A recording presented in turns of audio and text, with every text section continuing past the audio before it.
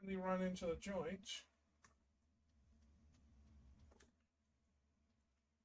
Put some more heat on it, nonetheless.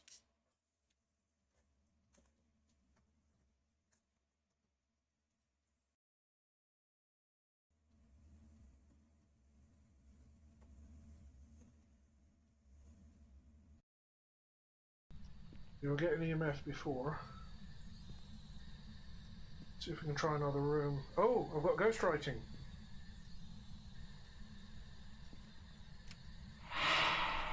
Shit. Oh, I'm out of here. Fuck that. I'm out of here. Screw that. Bollocks.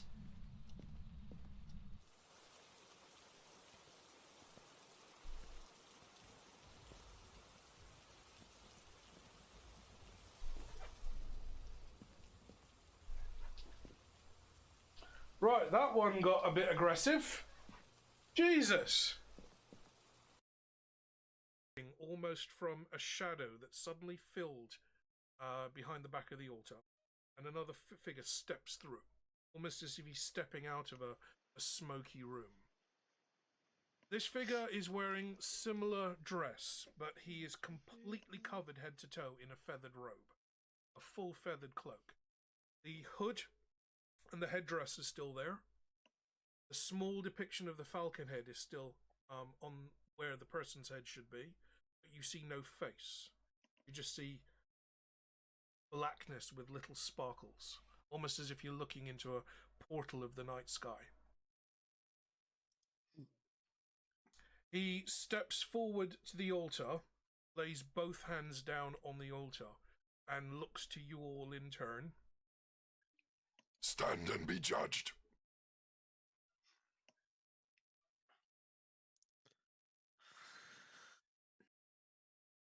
The blooms of 1,000 petals may fall at your feet every morning. Oh, Great Emperor, why do you entertain these heathens? Why do you entertain these thieves? Shut up.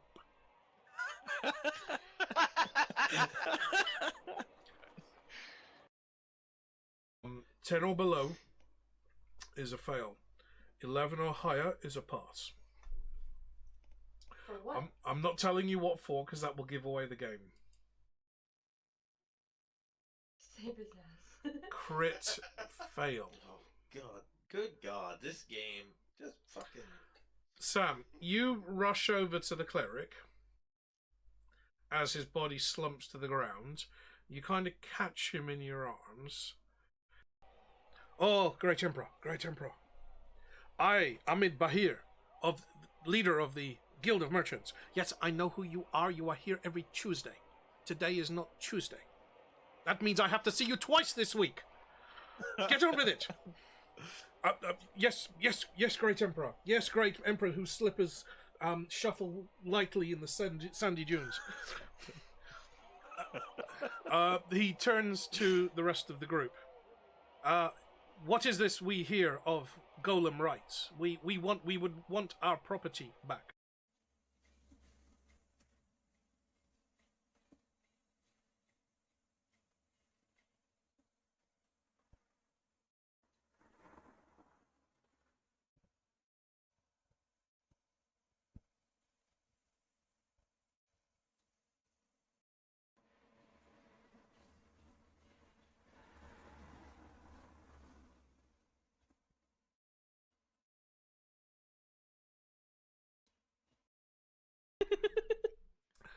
Eric, you've just invented the chicken bazooka. Yes. We always knew that you had a Special attack. brilliant mind. Special attack.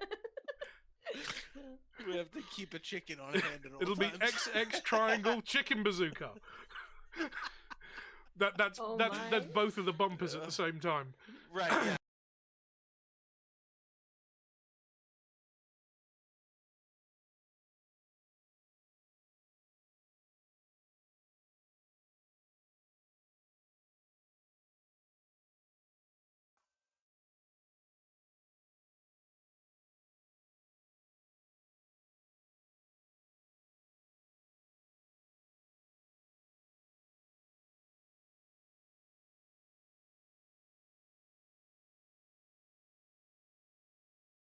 contact with the skin, and that's the only part where your finger's going to sweat a little or it will oxidize. And then this is going to sit kind of hovering over that band. Now this is already tighter than an O. This is about one size, it's almost two sizes narrower. So once I turn up the band, this is going to be opened up slightly, but because it's already got the correct shape, that's going to be easy to do. So the next step is to turn some silver, make a little silver band for the right length. This is then going to be soldered on top of that, and then it's going to kind of float maybe 0.5 millimeter above the finger once it's in place.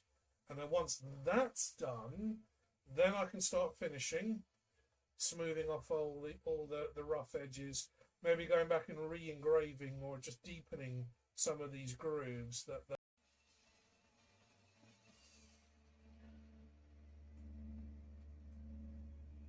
How awesome does this look on stream? I can't tell.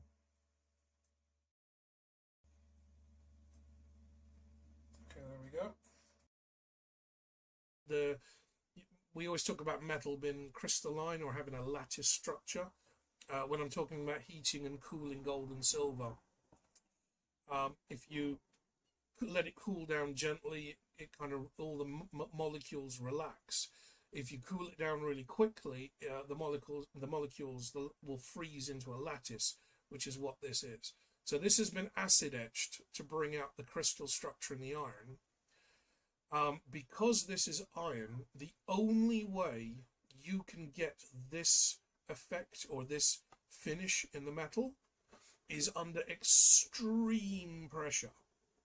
And I don't mean volcanic pressure, I'm talking the core of a planet or the core of a star. So this is metal that would have been in the heart of a planet or in the heart of a star. It's been compressed so hard, and that Dave picked up for me, as well as the desert glass.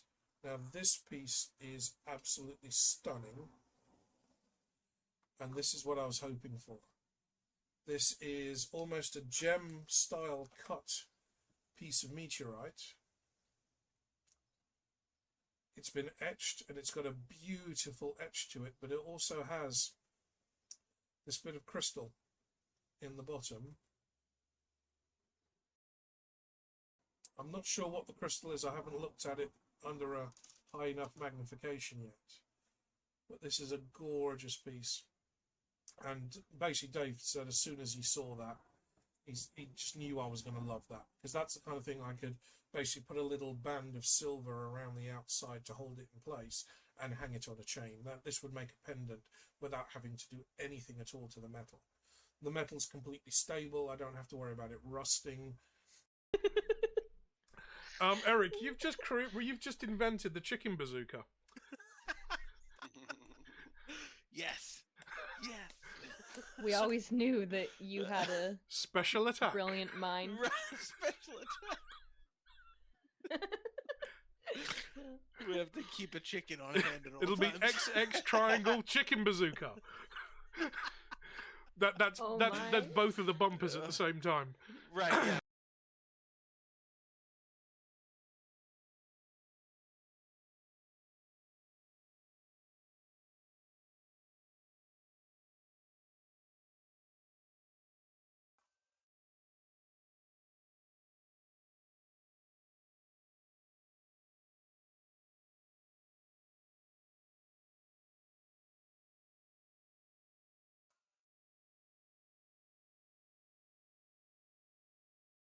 Almost from a shadow that suddenly filled behind the back of the altar, and another figure steps through, almost as if he's stepping out of a smoky room.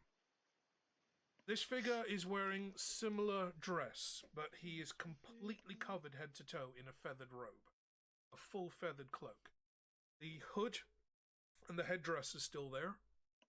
The small depiction of the falcon head is still on where the person's head should be, but you see no face. You just see blackness with little sparkles, almost as if you're looking into a portal of the night sky. He steps forward to the altar, lays both hands down on the altar, and looks to you all in turn. Stand and be judged.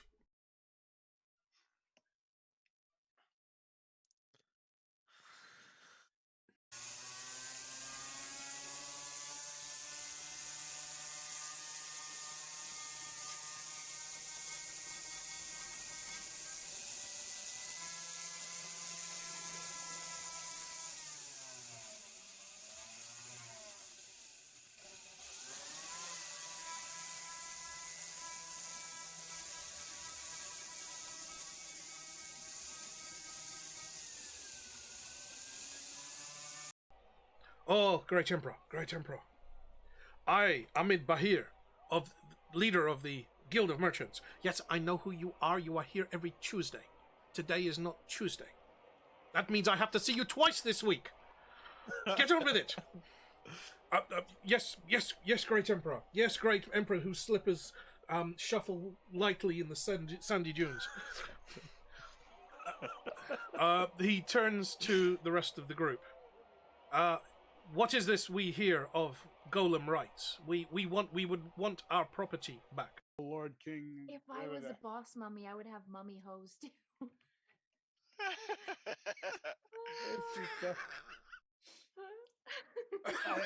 He needs some milk. Oh god. Hello. Hello. I'm pretty sure this is how you would spell it. Yeah, the guardian of the secret something or other, lord of the what's it, keeper of the thingamy. Yeah, most people call me Ferro Rocher.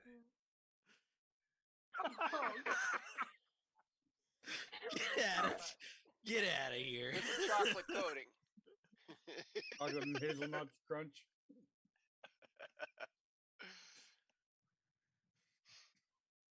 It is so You rare show us that the we nuts have part and guests. you're disowned. Please. That Dave picked up for me, as well as the desert glass. Now, this piece is absolutely stunning. And this is what I was hoping for. This is almost a gem-style cut piece of meteorite. It's been etched, and it's got a beautiful etch to it, but it also has this bit of crystal in the bottom. I'm not sure what the crystal is. I haven't looked at it under a high enough magnification yet. But this is a gorgeous piece. And then no. And I've got my drink covering my face. Excellent. Let's move that. So, good evening. We are short a brain. He might be awake. He should be joining us shortly. But Mark is here. Eric is here. Who have we got in the chat? No Time 1859. Welcome. Welcome to the stream. First time chatter. So my name is Omar. I am a bit of a mixed bag. It's probably the kindest description. I do a bit of D&D streaming. I do a lot of workshop stuff. I do a little bit of VR gaming. But this is our fortnightly Friday night game that has been on hiatus for far too long. We did an in-person game in Niagara Falls last month. Yep. And we haven't played since.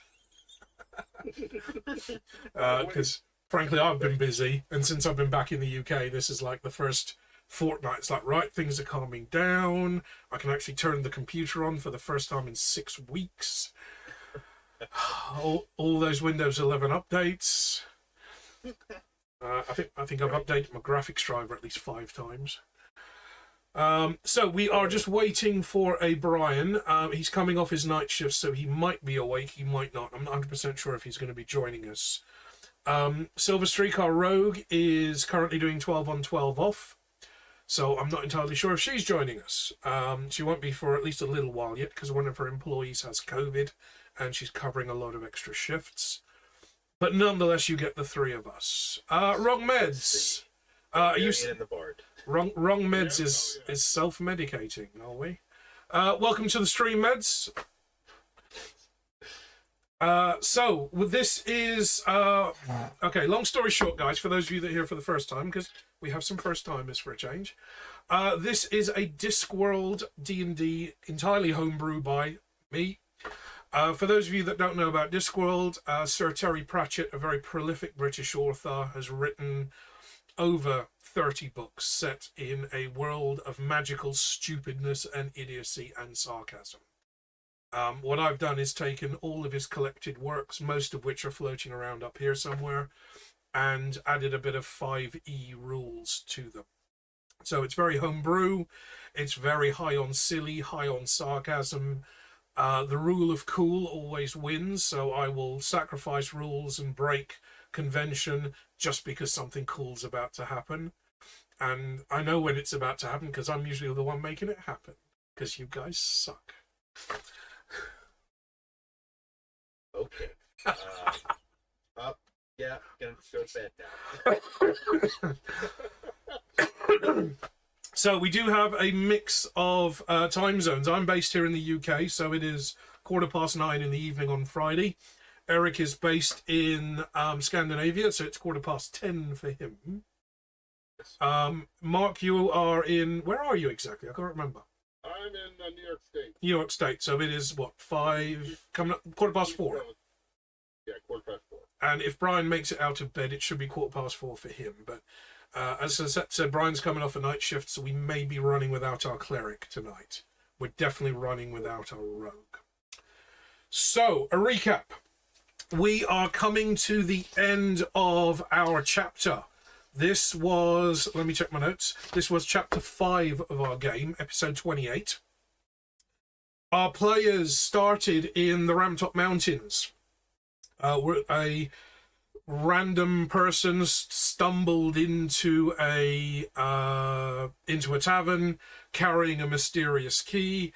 They couldn't help themselves but go looking, battle their way through a watchtower, and they met a dragon, which had been imprisoned for 1,000 years, and they decided to free him, because that's a good idea. Dragon blasted his way out, melted his way out of the mountain, and is now proceeding to wreak vengeance on every magic user he can find for imprisoning him and feeding off of his magic to power their spells. Our players have now traversed half of the disc looking for solutions, looking for information, looking for a way that they could potentially maybe stop the dragon, or at least reason with the dragon, or potentially side with the dragon. We haven't really decided yet. So they have journeyed through Ankh-Morpork, which is the main city at the centre of the Discworld novels. If you've read any Pratchett, if you've seen the TV show Guards, just forget all about that, because that's not canon. Nothing about that was canon. Half the character names weren't even right, so forget about that. But nonetheless, they've proceeded through to the city of Ankh-Morpork, the largest city on the disc, the centre for wizarding education, and the largest library repository of knowledge, guarded by a rather ill-tempered orangutan, to search for information about our dragon. He has pointed them to the Dragon Watch Islands right on the rim, and they chartered a boat in an attempt to get there. That didn't last long, because there were pirates, then there was a kraken, then there was a dragon coming down from the sky like a meteorite, who kind of saved their asses. And the boat crashed in the desert. So, little interim thing here. The boat turned into a dirigible to escape, but it then crashed in the desert.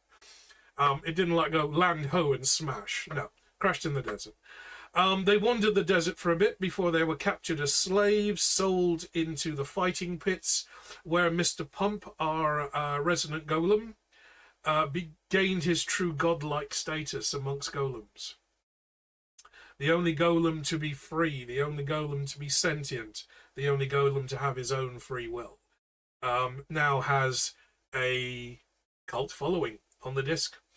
Every city that were using these clay automatons as slave labor or as machines have now come to terms with the fact that they have a union. and they get days off, and they get every fourth Sunday to go and visit their sick grandmothers. Having freed most of the golems on the disc and upset pretty much every trader on the disc, they then proceeded to the Valley of the Dajjal, where King Tepikhaimon the 24th greeted them and almost tried to murder them by sending them into some pyramids to do some tidying up. We had our mid-season montage flashback episode, as our characters were summarily or almost summarily executed, and all of the good and bad deeds were weighed in front of them as their hearts were weighed in the trials of Osiris. And for surviving that, partly due to the bum bum,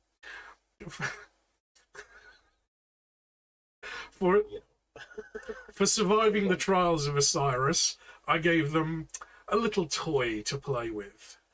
King Tepikhaimon I, aka Pharaoh Rocher, had his little gold pleasure craft that he would go cruising around in the skies with. A solid gold giant falcon that could actually fly.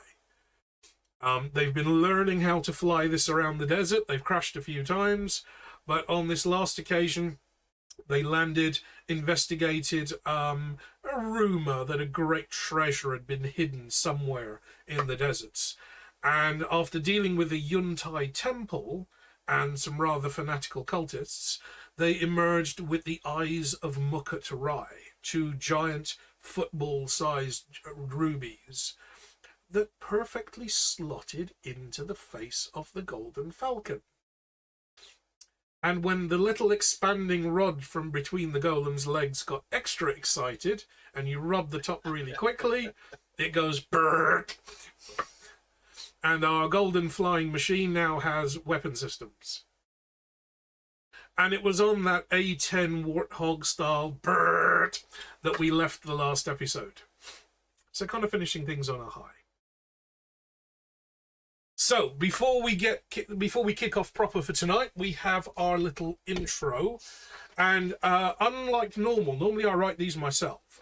This time I'm actually going to read a short extract from one of Pratchett's own books, from The Thief of Time, because I need to introduce some new characters, and what better way to do it than to use Sir Terry Pratchett's own writings to do so.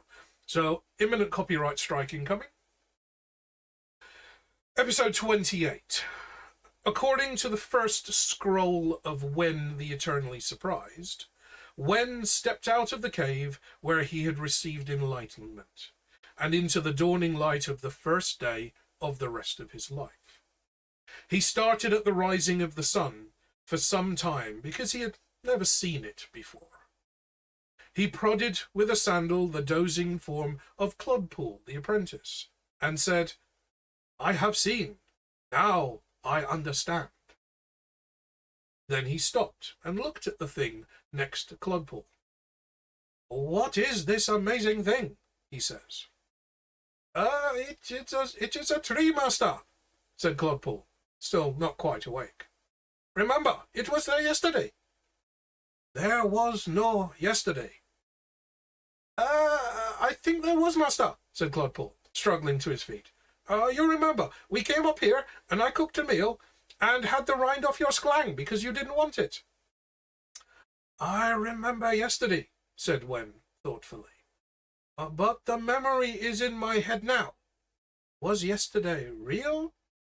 Or is it only the memory that is real? Truly yesterday, I was not born." Clodpool's face becomes a mask of agonized incomprehension.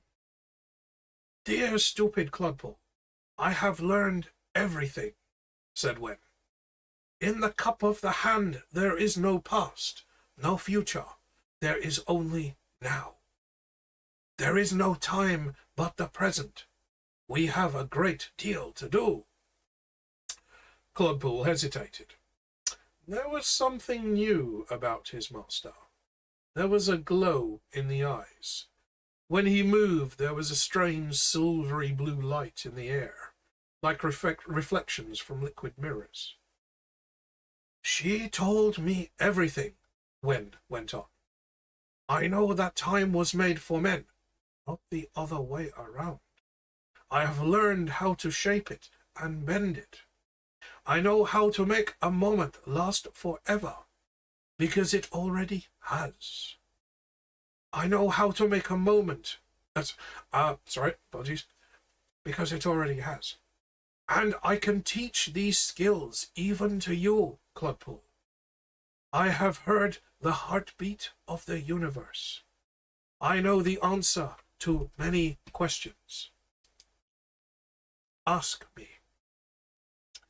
The apprentice gave him a bleary look. It was too early in the morning for it to be this early in the morning. That was the only thing that he currently knew for sure.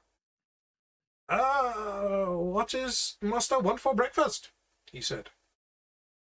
Wen looked down from their camp and across the snow fields and purple mountains to the golden daylight, creating the world, and mused upon certain aspects of humanity. Ah, he said, one of the difficult ones. And so, our players have exited the temple.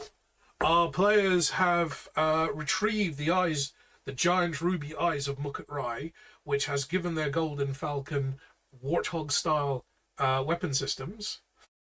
Mr. Pump has relieved himself of any apprehension about using them in anger, as he stitches some laser beams across the canyon. I believe we got the big giant ruby as well. It's on the back of the falcon. Out of the temple. So, not only have you got the two eyes, you have a giant ruby that is the culminator at the rear of the falcon, and that's what's collecting all the power. So, you, Mark, you were kind of moving around inside the cockpit when all the rubies were attached. You saw that the previously blank panel in the cockpit has now transformed itself and now has weapons readout. You've got charge indicators. You've got lots of dials doing stuff like this, all up and down, all over the place. Usual kind of stuff. Yeah. So where are we heading? Let me get the Discworld map up.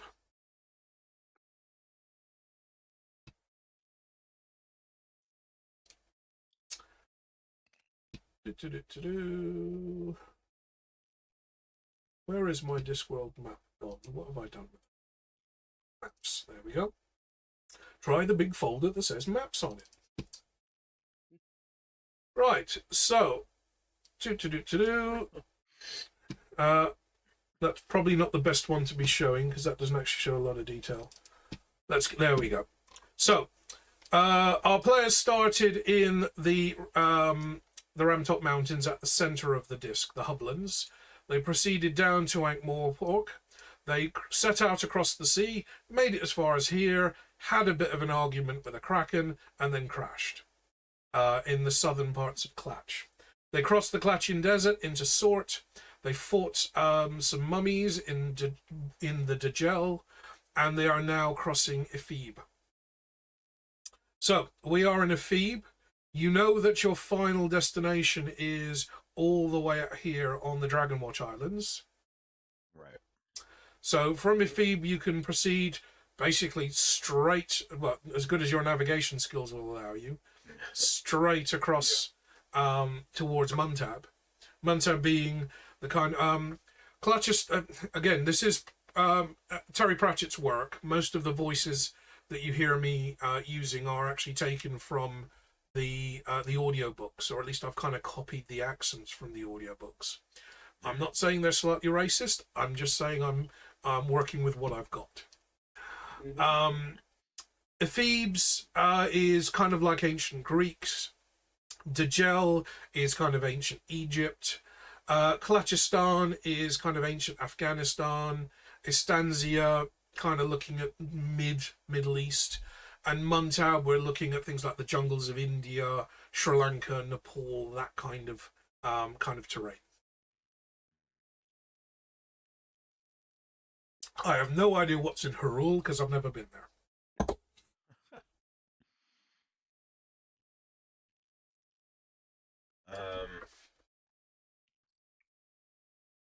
there any cities of note along that way that would be important to check out?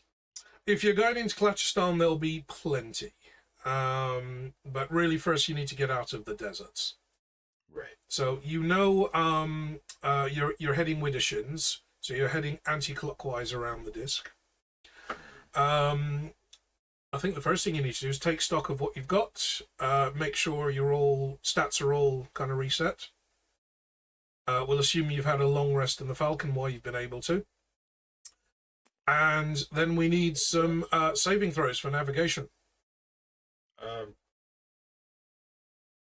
Remind me how my hit points work on a long rest. Do I get all of them back? You won't get them all back because you are taking non-magical damage now. Right. You did take some necrotic damage when you were battling the Yuntai.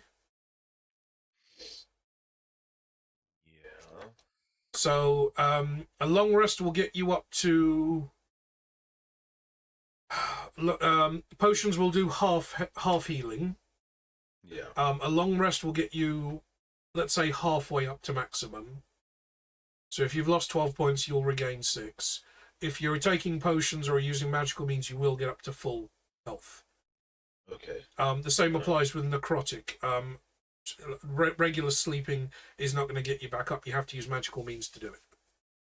Yeah. Given that Brian is a cleric, we will assume that he will have done as much as he can to get you back to that kind of state. Yeah. So is it safe to just reset them? I would say yeah. You've been in combat. You've had time. You've had some downtime.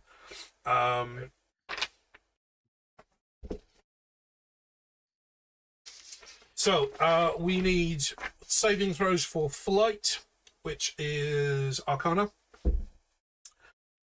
And we need some saving throws for navigation. Arcana and what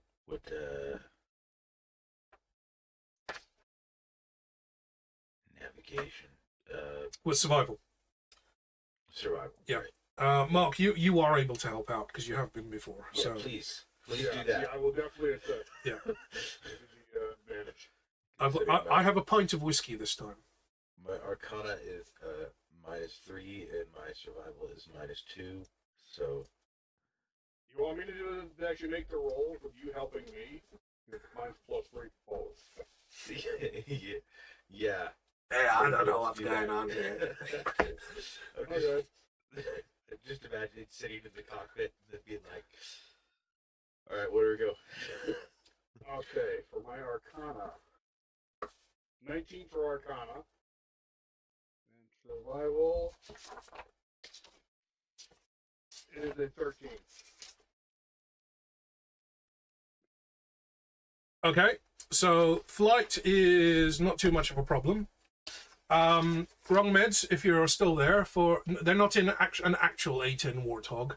They're more in something that looks like that, which is, I think, somewhere in the Libyan desert. It's basically a solid gold bird of prey that's about 50 feet tall and flies. But, I mean, people drive Lambos in the desert, so, I mean, crazier things happen. Many camo. Okay, so, are we taking off? Yeah.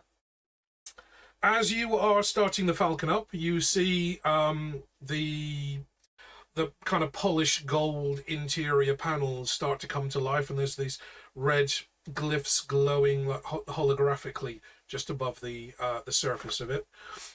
Translation is still very much the case that all power is good. There's no damage. Weapon systems are also charged, as well as flight systems. You are at full power for flight. As you are powering everything up, you hear a bingly, bingly, bingly beep. And a boing. A little hand pops up holding a little wooden stick with a card on it that says 11%.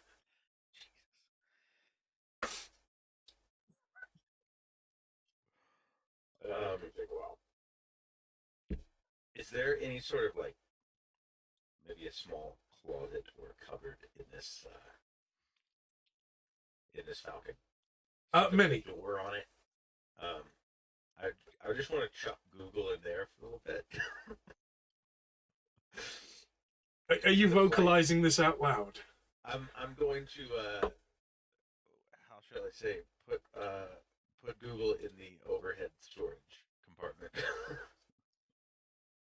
You hear another bingly, bingly, bingly beep, and another little sign comes up that says, "Do you wish to pause update? Yes or cancel?" No.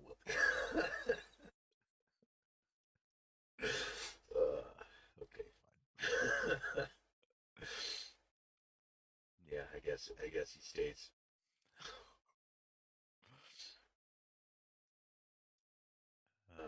Yep.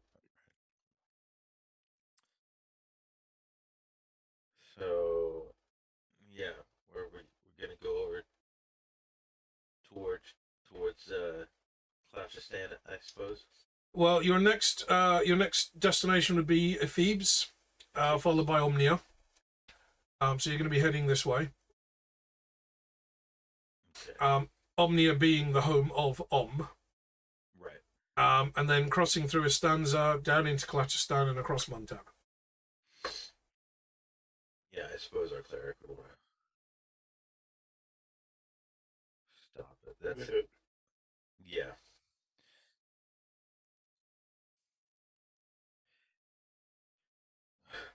So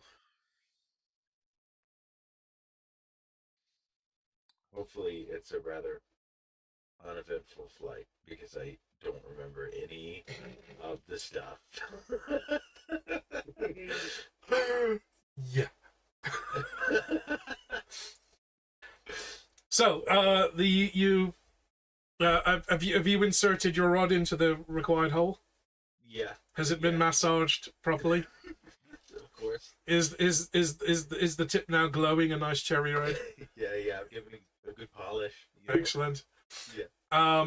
You kind of yank hard on your rod, and the falcon kind of flicks its wings out in stages, and then just from a squat leaps up into the air and takes flight. It is early morning. When you exited the temple, it was late afternoon. So you've spent the night in the falcon. You're fully charged. She's been out here for at least a couple of days, so she's had plenty of time to charge up. Something I'm getting quite familiar with now that I've got the new car. And you are airborne. You are climbing, and you are circling over the valley that you were landed in. You can see the spot you landed on. You can see the crevasse running through. It looks like a river once ran through this part of the desert, and it carved this kind of crack through the land. Maybe not as deep as the Grand Canyon, maybe only half as deep, but that kind of terrain. Layers and layers of sedimental rock have been slowly carved down over thousands of years. And as you look out, you see, over the desert, you see a plume of sand or dust rising up into the air.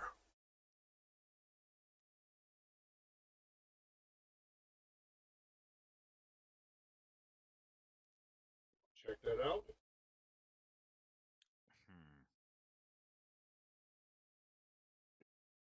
I don't think we should go through it. No. Can I do a perception check to see if I can see what's causing it? Yeah, give me a roll.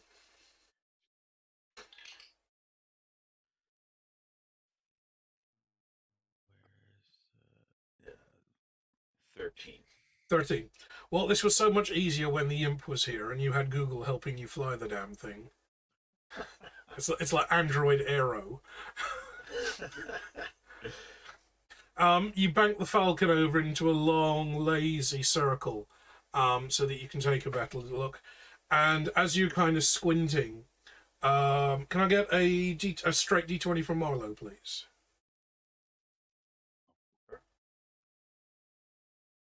12. 12. Okay, Mark, you're kind of fiddling around. You're still kind of getting used to some of the controls. You're still translating some of them. And as the golem is kind of squinting out of the cockpit, you tap a couple of buttons, and the image that you're looking at, Eric, just kind of magnifies on the screen in front of you. You can see that it is a trail of dust that's been kicked up. Imagine a vehicle driving fast through like the desert, and that kind of plume of dust it will leave behind. But this isn't a vehicle. I'll be right back. I'm listening. It's not a vehicle. Can I see what it is? As you zoom in further and the image gets really shaky and quite grainy, I mean, you're down to like 540p at best here. You see what looks like a camel train. About 5 or 6 camels being ridden as fast as possible. You can see the little figures whipping them, and they're no longer just plodding along in a straight line. They're running at top speed. And the plume seems to be following them, not created by them. Okay.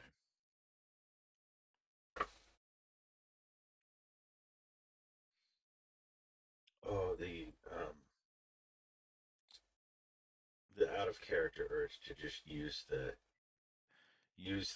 warthog on whatever's making the plume, just because I have it. Indiscriminate friendly fire, perhaps. Oh, so American. Well, you know, born and raised. I can't help it. Okay.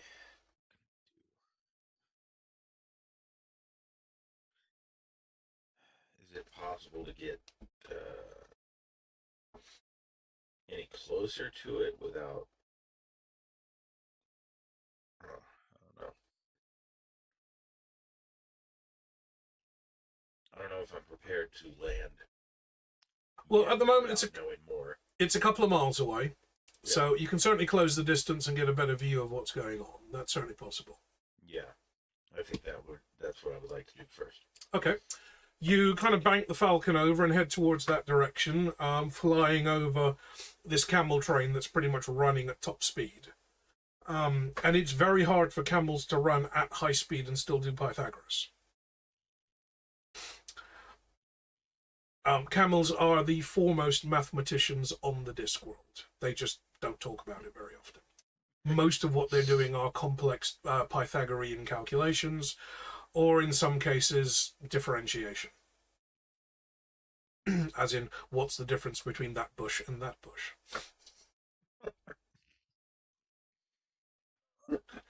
See how to make math fun. So, what you can see is that trailing the camel train, almost following in its footsteps, maybe quarter of a mile behind it, is a massive kind of pile of earth that seems to be moving towards them. All right, Marie is tapping out. It's her turn for bed. So good night, Marie. Thank you for joining us. Good night, Marie. Okay, I'm sorry.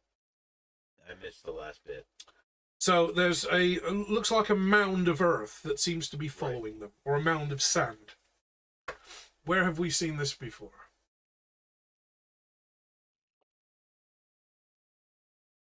Oh. Is it like the worm things? Oh. Were you wondering if they were going to come back? I had pleasantly forgotten about them. So, good night, Marie. I will probably be speaking to you tomorrow at some point. So, you surmise that it is a sandworm that is trailing this group. When you were captured by the Clatchian slave traders, they kind of taught you a little bit about sandworms. and you fought a small one. It's a wee little babby one. And how does this look in comparison? Good evening to you, Roy. Welcome in. By all means, sir, feel free to lurk. This one looks positively nightmare-fueled in comparison. The mound it is creating is a good 30 foot across, and it's still submerged. From the trail of sand, it is considerably bigger than the one that you fought before. It doesn't seem to be gaining on the group, though. It's almost as if it's holding back.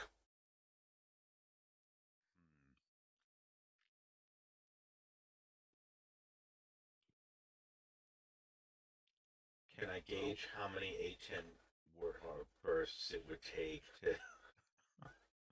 There's no such thing as a nice sandworm. Well, at the minute, your camera's kind of frozen, and you're doing... Okay, there you are. You're back to normal. Okay. That was amusing. No, you can't. You can't see it. It's still submerged.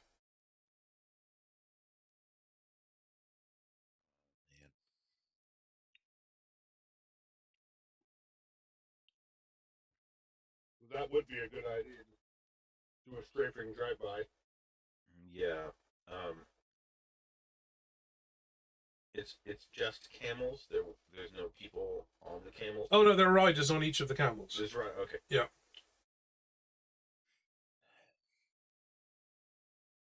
I mean, if we shoot at it, we might probably won't kill it, but can probably divert its attention. Yeah. Or you could make it really angry. There's that too. Or you could miss. There's also that. I mean, a quarter of a mile is a fair distance, but... I'm just imagining this, like... just hitting all the camels and the riders. And then just, like... And missing the giant sandworm that's probably like 2 miles long. Just flying on. Just see the falcon whistling. Yeah, look it going. Yeah, bitch, that's how we do it in my Seraph. Alright.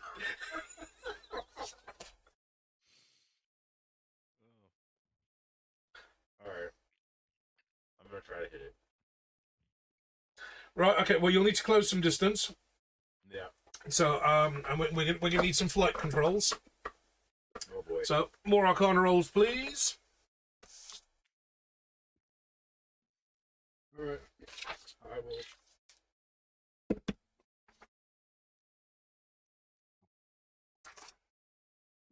With 15 for Arcana. The bard is the one that remembers all the controls, and I help him by pointing to the thing that's definitely wrong. I think we do that one, and then he's just like, okay, so it's not that one. It's one of the others. Are you sure you don't want to pause the Google update? You're kind of doing this without autopilot, or air traffic control, or any kind of flight manual. Wait. If I pause the update, then I can use Google. Is that what you're saying? Theoretically, yes. You're right. Well, you won't know until you try it, and I'm not going to give you. I'm not going to give information away that easy. Yeah, bro.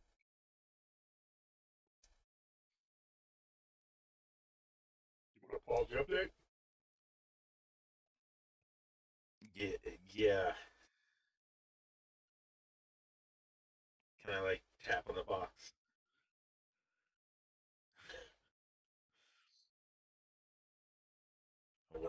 Okay. Pause the update. As you start to swing the Falcon around to kind of line up for a strafing run, you kind of tap on the box. It's like the little hand pops out with the sign that says, "Do you wish to pause update?" Yes. Okay, you tap yes, like splintering the wood. It's like drops the side. And then Google pops up. He's still the kind of blue-green imp that he always was, about 2 inches tall. But his ears are drooping, his eyes are completely bloodshot, they're like sagging over. He's holding a scroll that looks like it just goes on forever. It's like, yes, insert. Pushes a pair of glasses up on the bridge of his nose that he's never worn before.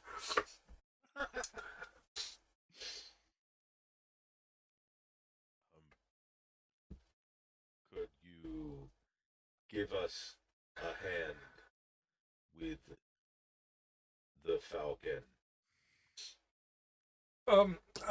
Insert name here. I'm not entirely sure that I should be flying in this condition. I had no rest for about 2 weeks now.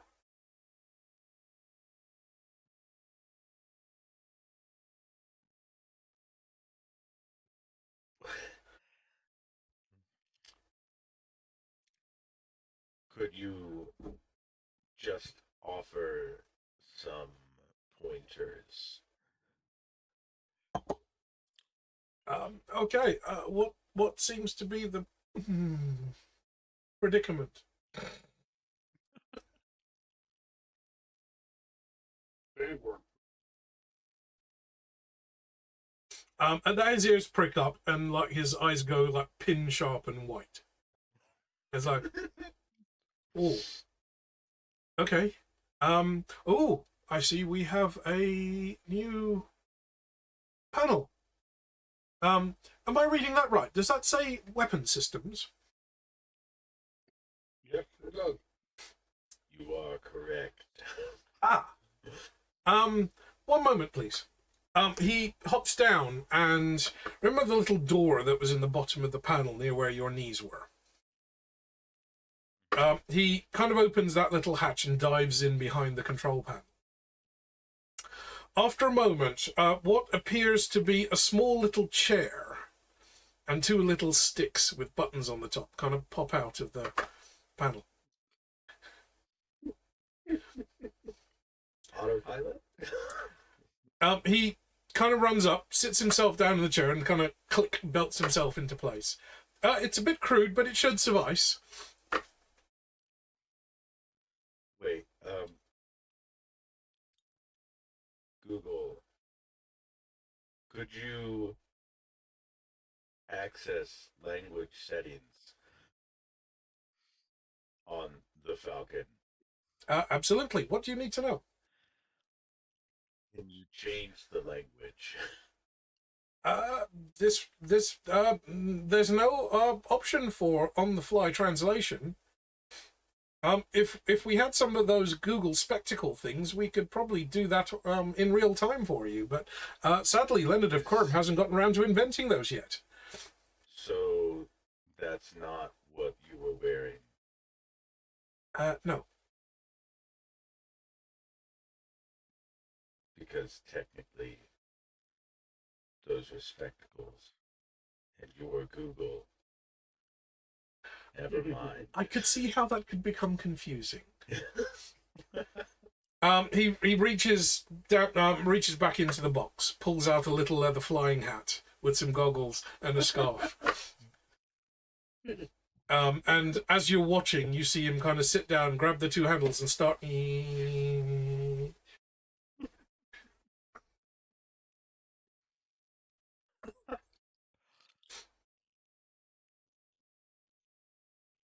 So, can he fly it? I think he's the gunner. Yes, I like it. Auto turret. We have an auto turret. Even better. Okay, so have we closed the distance, or do we still need to close this? You're about half a mile away. You can see it coming directly towards you. You're not sure on the range of these weapon systems yet, because you haven't really messed around with any of those as yet. Yeah.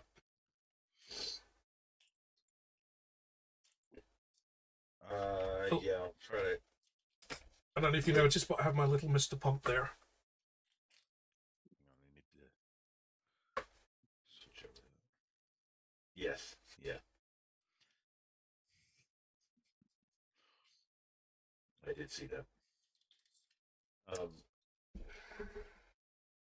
So yeah, we'll try to close it a little bit more distance before firing, in case the accuracy isn't great or something.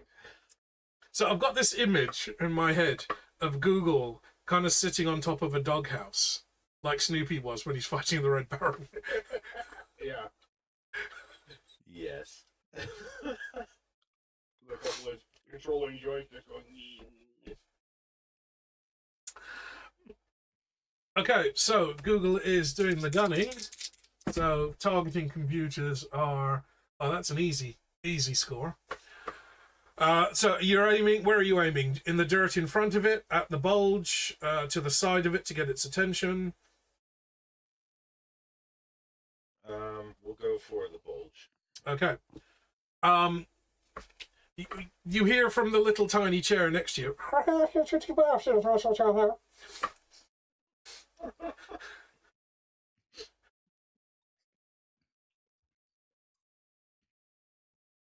What? I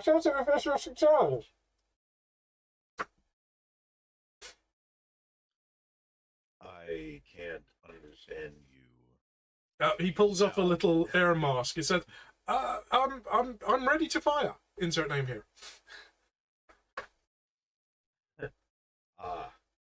Then fire at the bulge. It's not what she said. Righto, we'll go, tally ho, 222. You kind of dive the Falcon down, kind of getting it roughly aligned so that you're heading straight for the head of the plume of sand. And Google lets forth one volley right across the sand. It kicks up huge plumes of sand as you see the red laser beams shooting out of the eyes of the Falcon.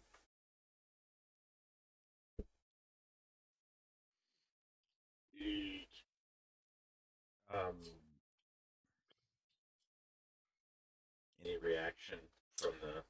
The Falcon shoots straight over the top of it as you complete your strafe, and you kind of pull up and bank around to try and take a look to see if you'd actually hit anything.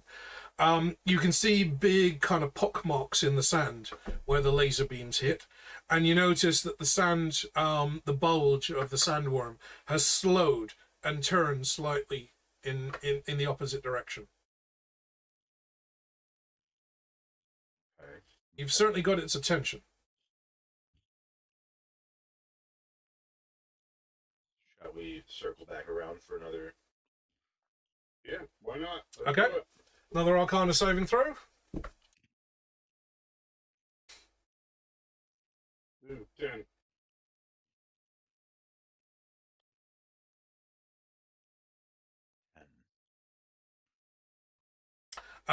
As you kind of begin the bank, you overbank. You turn far too tightly and you kind of cross over the top of it.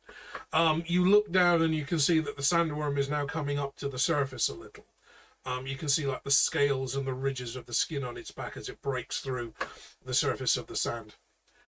Google use our too far, move right, tally.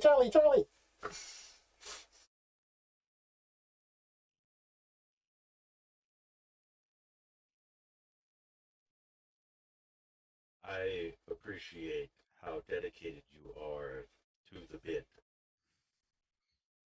but I don't think you need the mask in here.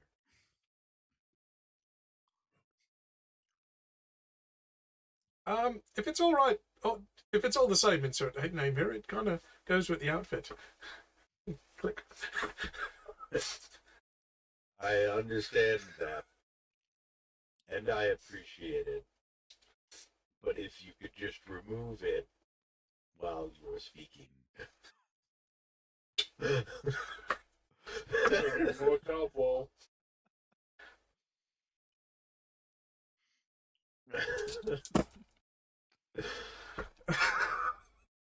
Okay, that's a crit. As Google takes the mask off and the scarf is fluttering behind him, he kind of curls a mustache. Why is the That's- scarf fluttering? Where's the wind coming from? Does he have like a little fan? He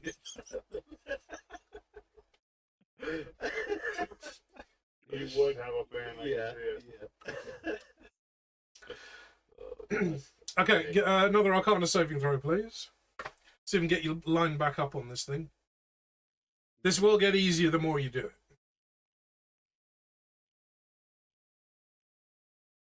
Yeah, 10. No 10. I don't know if it's any. I don't know if it counts, but I rolled an 18. Okay. You kind of let you climb a little. That would be a 15. You climb a little, and then you start to kind of swoop down to get a nice, like almost like a dive bomb line. The attitude indicator on the Falcon basically just goes off the scale, and you see lots of vertical lines start shooting as you start descending fast. Google is like honed in and shoots another burst of fire down into the sand, stitching across the head of the sandworm. Right, we have not discussed damage on this thing yet. You are shooting in bursts of 5. So make notes.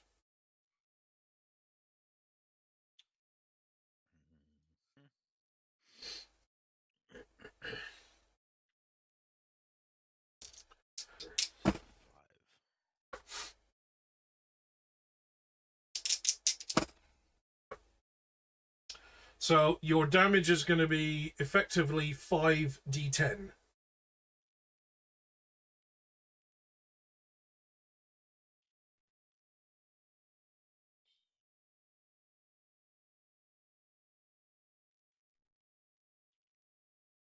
Now, as it's Google doing the shooting, and this counts as a ranged attack, he's going to be like up in the +6s.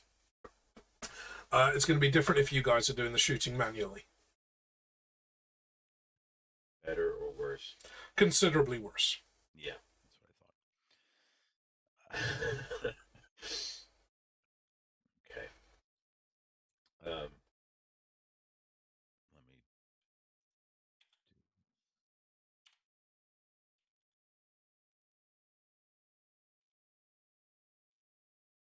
Okay. First 5d10. So, who's doing the rolling on that? I'm doing the roll to hit. Okay. I have hit, so you do the roll to damage. Okay.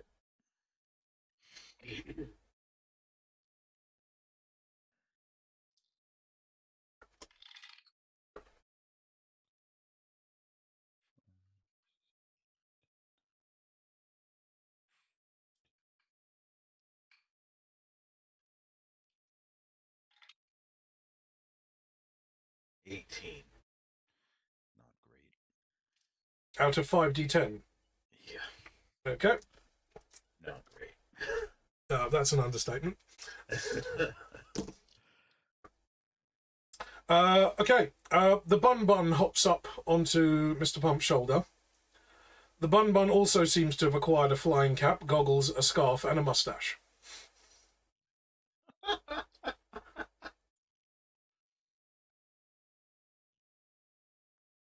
And just to recap, the Bun does only have one eye, correct? Yes. Okay. It is both halves of the mustache, though. Goggle. A single goggle.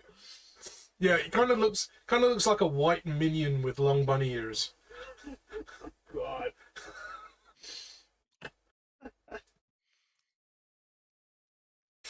Okay, Arcana roll, please. Bring you around for another run.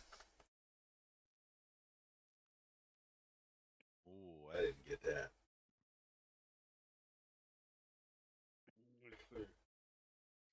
technically, Oh, I rolled a 0. I rolled a 21. There we Excellent. So we are lined up on target yet again. Google aims, fires. There is a burst of brrr up in the sand, but he misses on this one. The shots land to the side of the worm as the worm kind of steers and veers away to the left, away from the camel train.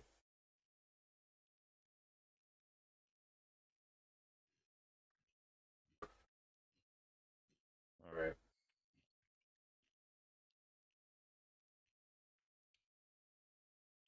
Mark, can I get a perception roll from you, please? Nope. 19. 19. You look across to the power gauge on the Falcon on the panel on the right-hand side, and you notice that it is depleting. Do you All right. I will inform Mr. Pump and you mean the captain, the pilot? Captain. I'll inform the rest of the crew that power gauges we're running out of power. Won't be able to sustain this for much longer. It looks like. We've done how many? 3? 3 volleys plus maneuvers. You're down to 6 on the 6 out of 10. Power's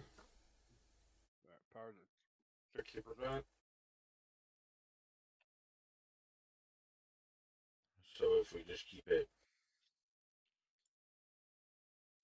relaxed for a bit, will it recharge? If you're flying in stable level flight, you can maintain that all day as long as there's some sunshine.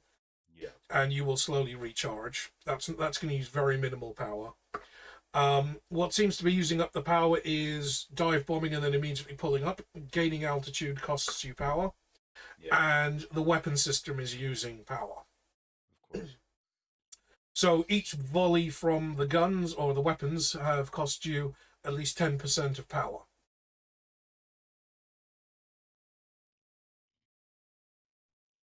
So if you were to circle for a bit, you can regain some of that.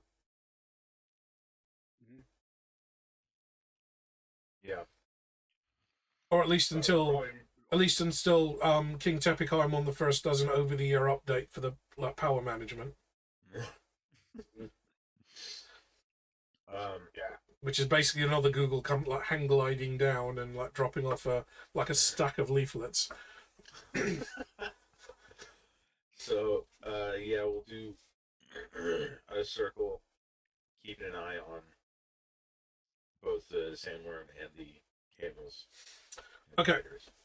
The sandworm appears to have veered away to the left, away from the camel train. Not entirely sure if you've scared it, if you've wounded it enough to make it think twice about an easy meal, but it seems to be heading off in a perpendicular direction, at least for the time being. You notice that the camel train hasn't slowed down. They still want to get out of there. Mm-hmm. That's understandable. Really? Being chased by giant sandworm and then sandworm being shot at by Giant a falcon. giant gold falcon with machine gun lasers. I would want to run away also. I'm just the facilitator. I mean, you do what you want with it. Mm-hmm. It all works. So you continue circling for about a minute. yeah. The sandworm seems to have kind of rethought its snack. The camel train is slowing down, noticing that the threat is no longer pursuing them.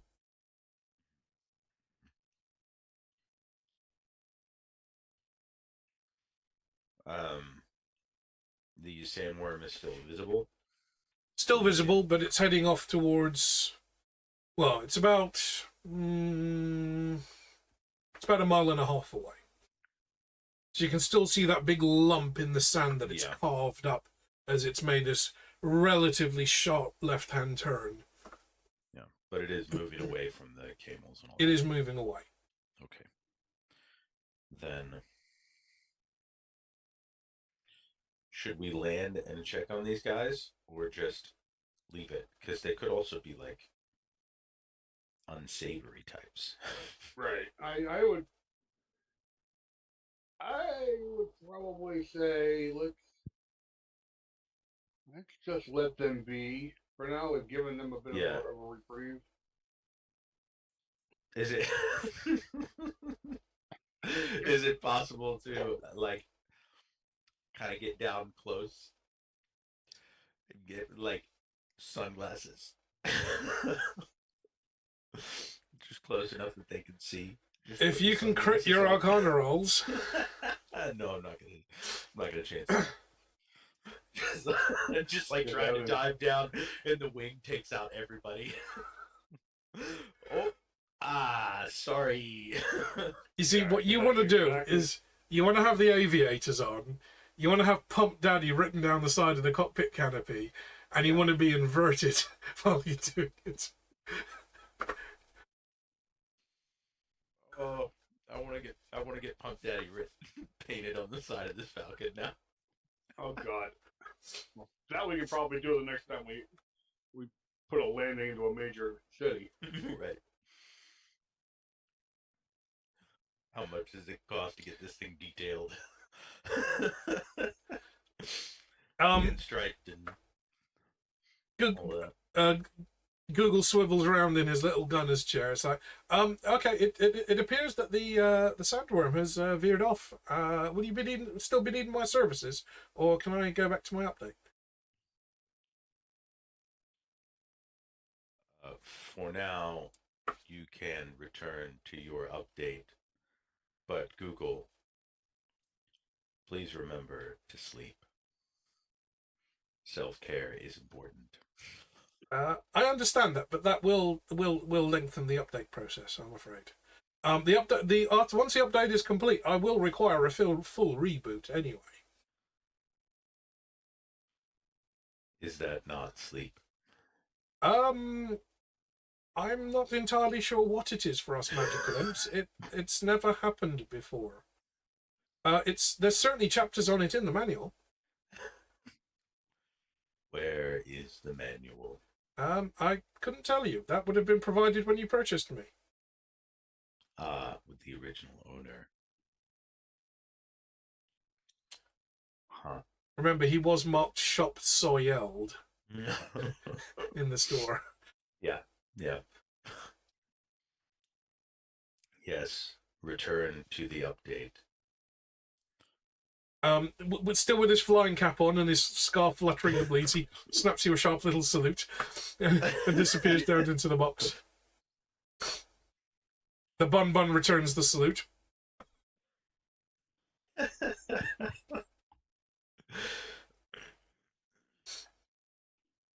Well, it does a weird okay. Oh, Vice Air Marshal Bun. Well done, sir. Well done. Jolly good show, chaps. Give a side eye, or like just look at the Bun and be like, have you always had those, or...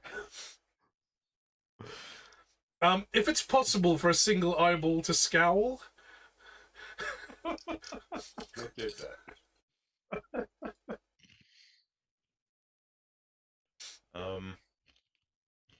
Alright, well, continuing on to our destination.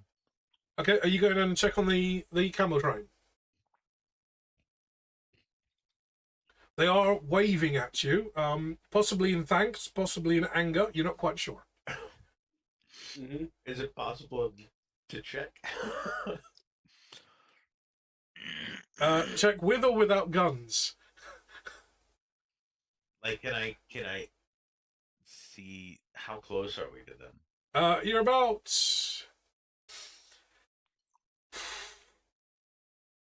1,000 meters up, so you can make out solid terrain.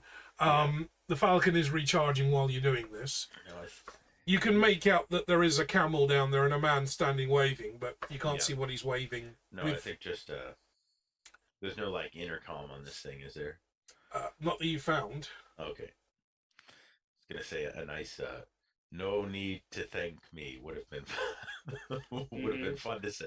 No, you inadvertently put on Ride of the Valkyries and they all shit themselves. I love the smell of napalm in the morning. I would. I think maybe it's best. I think it's fine to leave it at like saving people from sandworm and continuing on, Yeah. rather than stepping out, landing the falcon, stepping out, and then meeting a group of dudes that's like, it's a nice looking falcon there. Be ashamed if something happened to it. Uh-huh. Yeah. Getting carjacked in the desert is like... Yeah. Not good. We've already had one vehicle. We've already had Right. vehicle damage. And to be fair, it is made out of solid gold. Yeah. Yeah. As you're circling, you notice that the camel train has stopped. Most of the desert nomads know that it's the footsteps. It's the regular rhythmic footsteps that attracts the sandworms. Right. So they've kind of stopped for a moment. They're kind of waiting to see what happens. If there's no vibrations on the ground, then there's nothing for the worm to kind of track them down again. Yeah. And while they're doing that, you can see that the camels have kind of laid down on their multi-jointed knees in a little circle, and a carpet has been spread out on the ground to kind of muffle any footfalls. They seem to be breaking out what looks like an early lunch, because why not? Okay. Get a perception roll from both of you, please.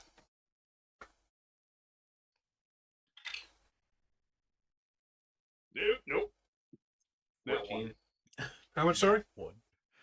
That one for 6. I got 14. 14. You notice that when the carpet has been laid out, a little table has appeared in the middle of the carpet. And using the zoom feature on the Falcon, you kind of zoom in on that little spot. There's a little sign kind of embroidered into some fabric that's kind of flapping in the breeze above the table. That just, you can just about make out the words Dinim's Wandering Wares.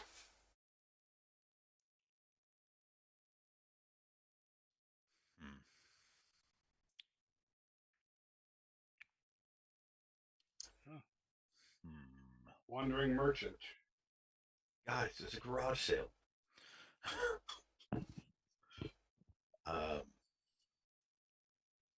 Right, it's a yard sale. He's got a pretty damn big yard. Listen, let's not kid ourselves. As soon as the rogue sees it, she's gonna be like, "Stop, stop, stop." Yeah, that's true. I'll That is roll. very true. I'll roll for the rogue. Oh, a 19 and a 17. You're definitely stopping. Yeah. Yeah. Okay, so the Falcon begins descending. As quietly as possible. Well, you're kind of looping around in big, wide circles to Yeah. save as much power as possible. Yeah, I'm just saying, I don't want this to be a noisy set down. Oh, you're not landing right in the middle like Medivac style, no. Just like stamp on the table as you like. It's like aim for the center of the circle, smash. I was planning to just pick up the table with the talons of the falcon. You're not that good a pilot yet. No. Yeah. So you do some long, lazy circles around the area. They're obviously quite confused about what's happened because, as far as they're concerned, this giant golden bird has appeared out of nowhere, rescued them from a sandworm, or attacked the sandworm and is now planning to attack them. The gods do some strange things, but most of the people in these deserts are worships of Ophala. And they're not used to seeing a giant golden bird. This one kind of doesn't compute. So curiosity has overtaken most of them, and they're just standing there looking up at the sky like, what is it? It looks like a giant golden chicken. There is no god of chickens, is there? Maybe to chickens they have their own god. You can only imagine the conversations that are happening. What do the chickens pray to when we're about to kill them? Who knows? Maybe the god of sharp knives. That would be an excellent idea, Ahmed. Maybe you should sharpen your knife before you kill the next chicken. You sharpen your own knife, you idiot. There is no god of chickens. This would definitely be a place where Brian would definitely, the cleric would shine. Yeah. I tell you, there is no god of chickens. Bark! You shut up as well, otherwise you are next.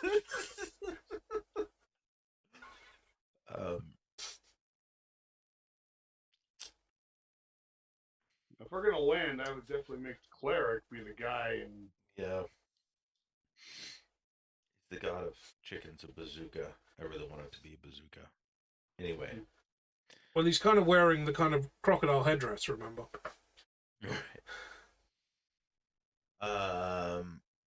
Right, that's true. So maybe, how would that be perceived when he gets off the... Do aviators exist on the Discworld? Like, the glasses? Do you wish to invent them? Perhaps. I was thinking maybe the table of wares might include a pair of aviators.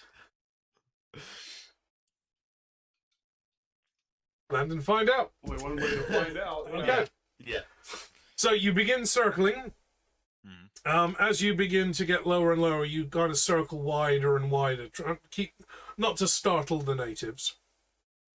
And another Arcana roll from both of you, please.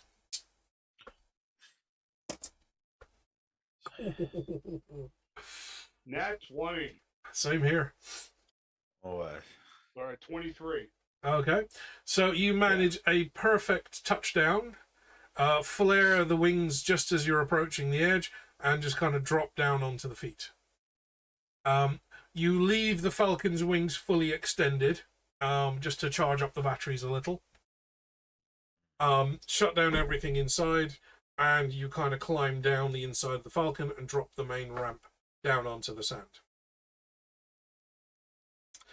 The Bedouin stall is maybe 500 yards in front of you. So it's a nice, gentle, but kind of grating walk across the sand dunes. And you see the ring of camels, who looks entirely indifferent to the whole thing as they're dealing with their complex calculations. And the little stall in the center, in the middle of the carpet, with Dinim's wandering wares fluttering on a little silken banner above the stall.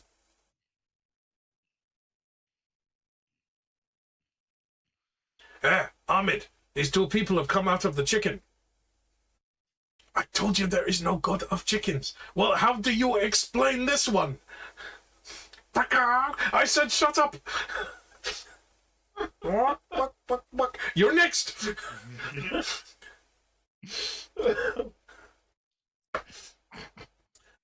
Welcome, saviors. Welcome, disciples of the great chicken god of the sky. We thank you for saving our meager lives. They both drop to their knees and start bowing. None of that. None of that. please stand up. There's no need to bow. They keep bowing. None of that. None of that. No.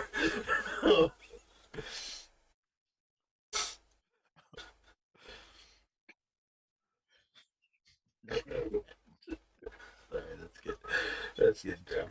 I just wanted to stop to make sure that you're okay.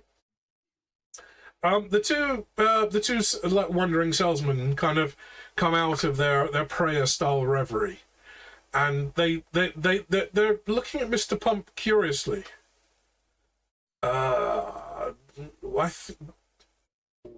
You are the one. You are the one that all the golems in the cities talk about. They talked about me. Yes, the big golem god that is purple with the gold fists.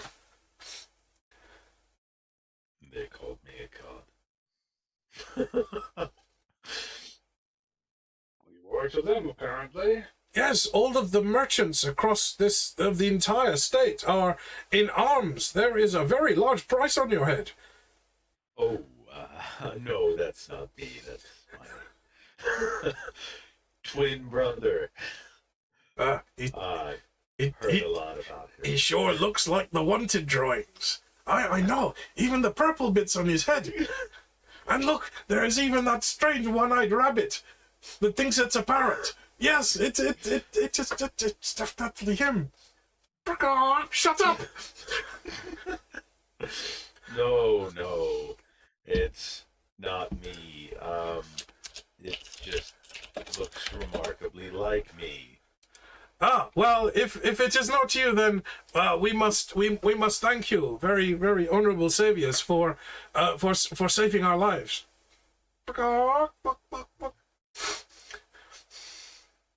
It was nothing. Honestly, I just wanted to try the thing out. The thing, you mean your giant golden chicken over there that flies? I don't see many of those around here. No, If you say a single word, I am stuffing you for dinner. Dinner. The chicken turns around and walks away, pecking in the sand.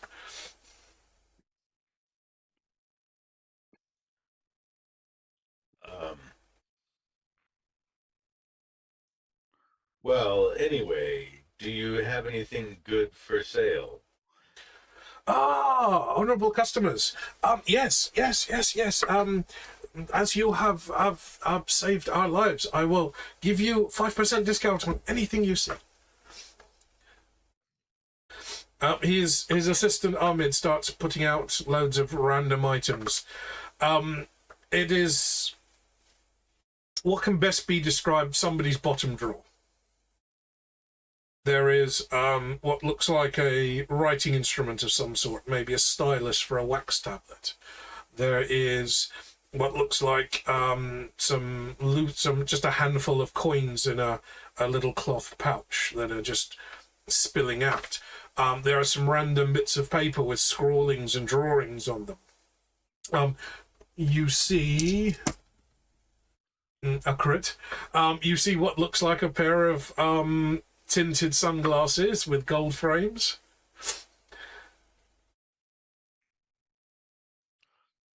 How much for the strange-looking spectacles? He picks them up reverently and just like unfastens them with like fingertips. Ah, these are from the Banner of Raymond.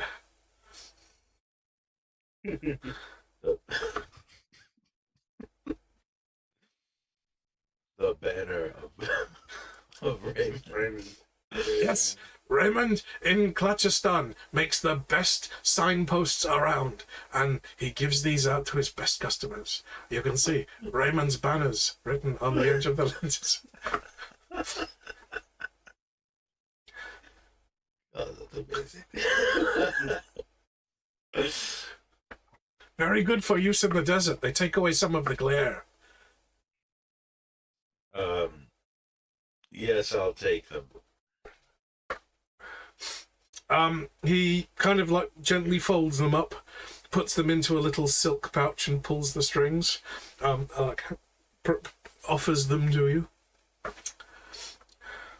Good. For saving our lives, this first purchase will be no charge.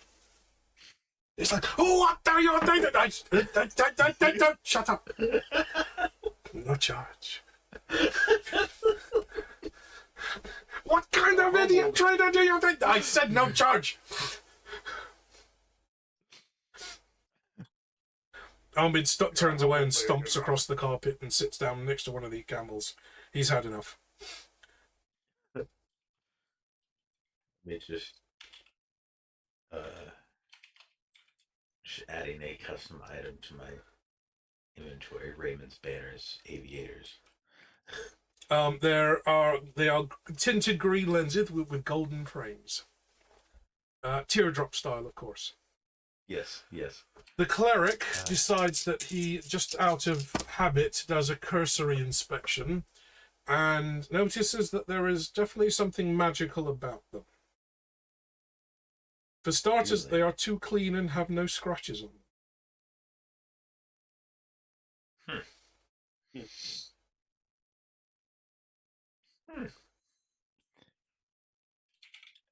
Well, once we get back onto the ship, I will see if I can identify them for you. That would be very nice.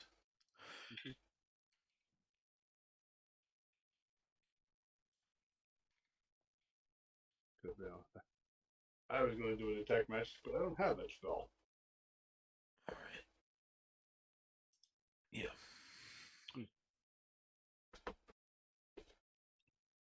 And what other wares do you have? We have some drawings. These are illustrations from the legendary Leonard of Quirm. They were smuggled out and they made their way into my honest merchant hands. Of course. He takes what looks like a leather roll and unfastens it, unrolls it, and then unfolds this long strip of leather. Inside you see parchment and ink, illustrations and drawings. The ink has taken on a very brownish, reddish hue over the years, and the paper's kind of split and dog-eared at the edges. But you see drawings for what looks like a device with a helical coil on top of it. You see something that looks similar to a bicycle but has wings. You see something that looks remarkably like the Vitruvian Man. This is Da Vinci art. it's all of Da Vinci's stuff. I do not know who this Da Vinci is, but these are the drawings of Leonard of Quirm. Leonard.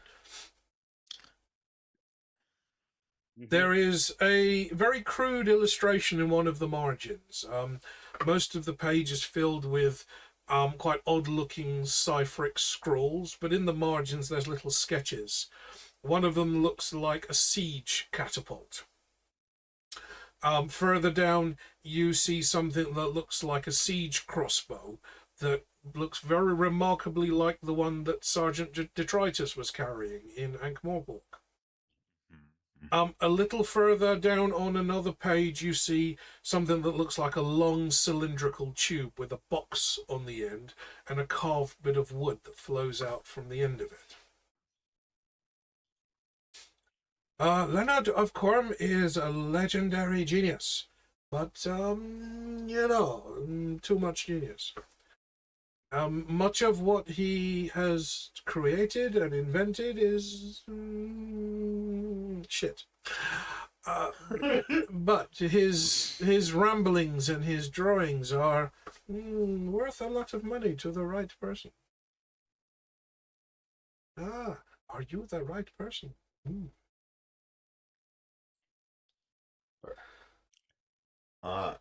I'm not interested personally.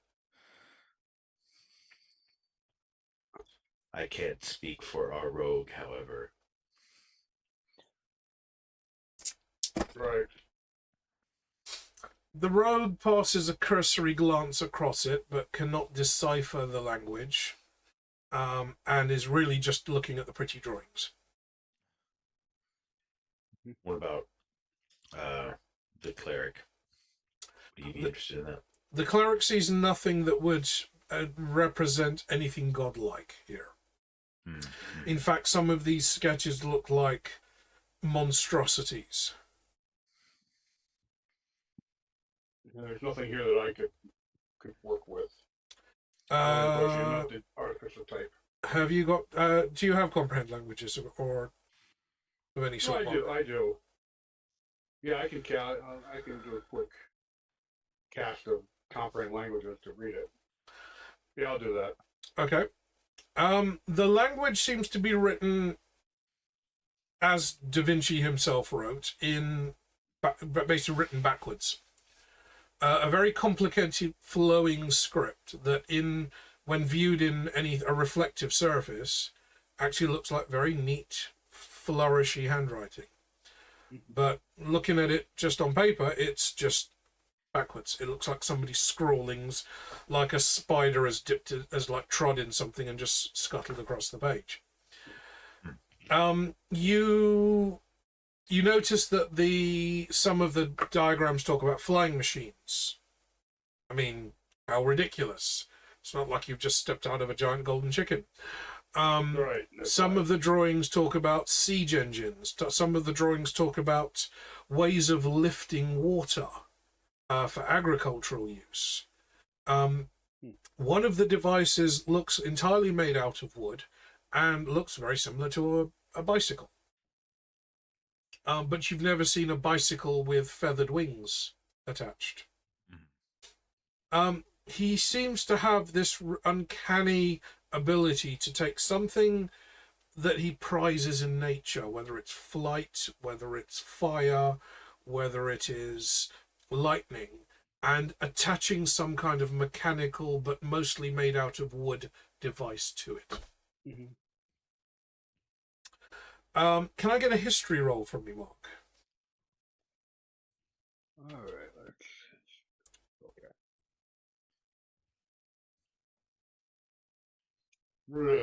7. 7. You've heard that some of his early work is valuable to the right collector. At some point in Ankh-Morpork, you heard about Vetinari. Lord Vetinari himself was interested in Leonard's work. But more than that, you don't know.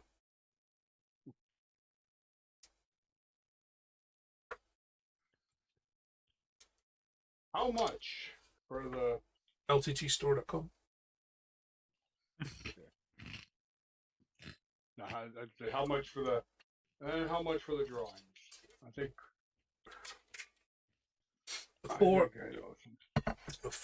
Leonard of Corm's red chalk era, these drawings could fetch 1,000 gold in Ankh-Morpork. For you, for saving our lives, I will make you a one-time offer. 100 gold. double check the party loot from last game. I stole. For some reason, don't have much gold on my person. So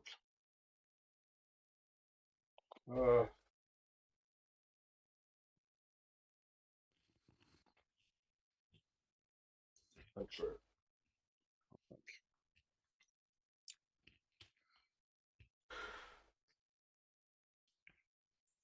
Okay.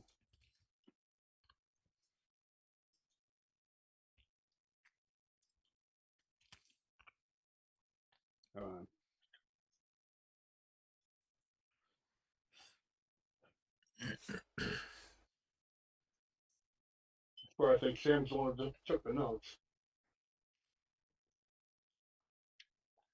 Well, they're lost to the annals of history then. All right, hold on. Wait.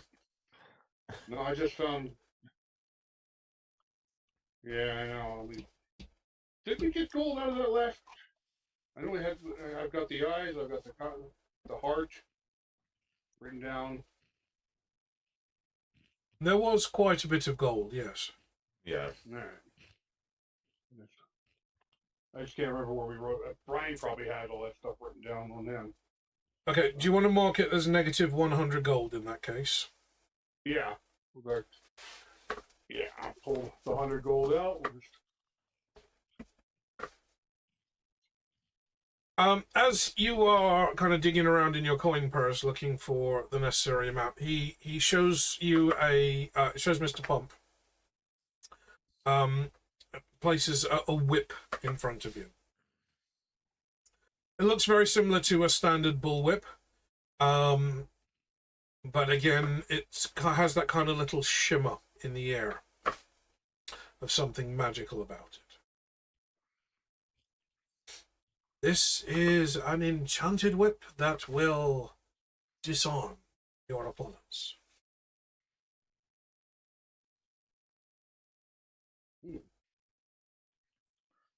Can you tell me any more about it? I am not skilled with the item, and if I were to familiarize myself, then it would be a used item.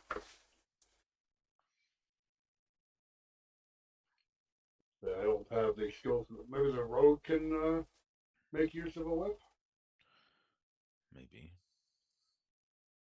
I believe they So the cleric qualified as exotic. Cleric takes a casting glance across it, and with a natural 20, confirms that it does indeed have some form of magical spell around it. It does not appear to be any kind of insidious or evil magic.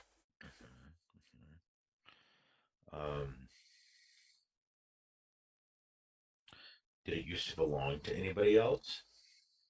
There is a story of a legendary explorer who went through the tombs in Dajel. Unfortunately, he was captured, but this whip once belonged to him.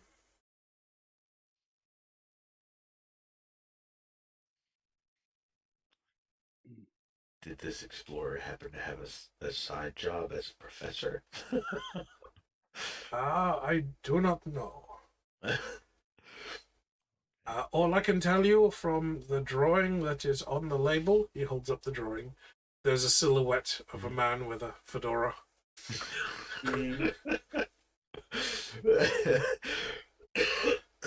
I like that it has a label as if it's like just a reproduction. Like this commercially available magic whip.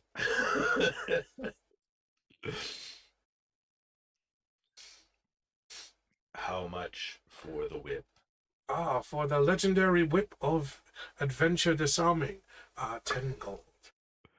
10 gold. Should have a little replica prop forum logo on the bottom of the label.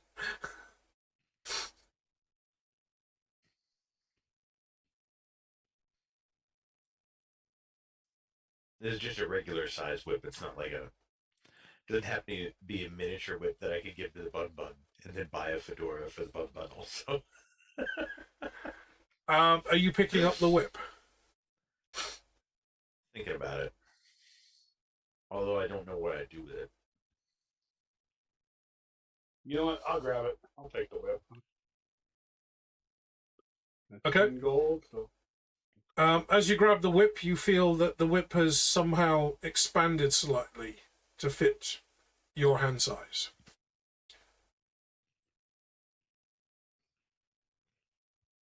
I really want to give it to the Bun Bun.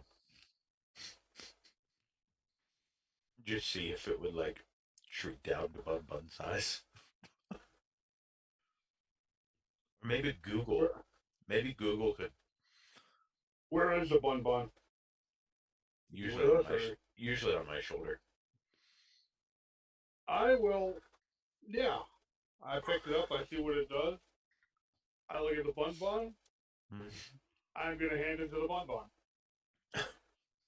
The Bun Bun kind of cocks his head to one side and does the on Mr. Pump's shoulder. Reaches down and kind of picks it up in his teeth and just kind of looks at you. It does shrink down.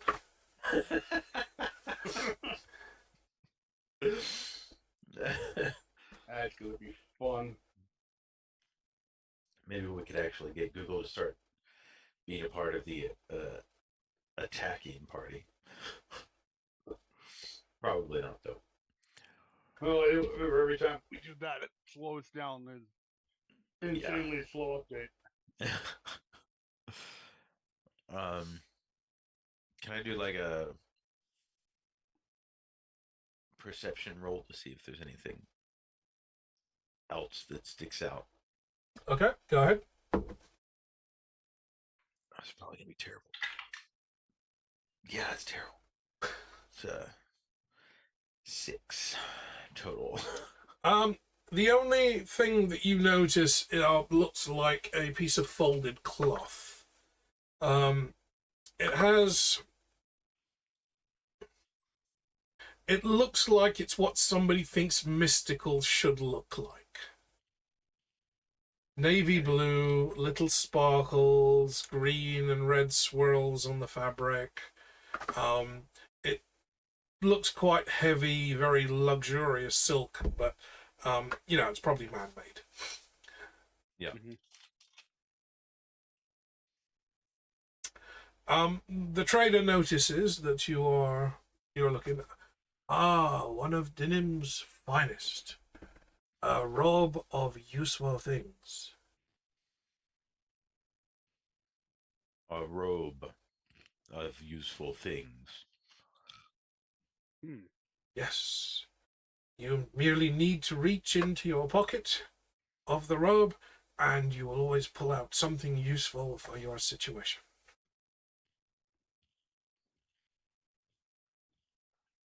I'm not It's just like sure. what's that thing from Harry Potter, the room? The room of requirement. Yeah. Is this like a portable room of requirement? To bite and find out. Well, the robe. I've definitely heard of the robe. The robe of useful items. Wait, I Definitely. want to. Okay, I want to try it.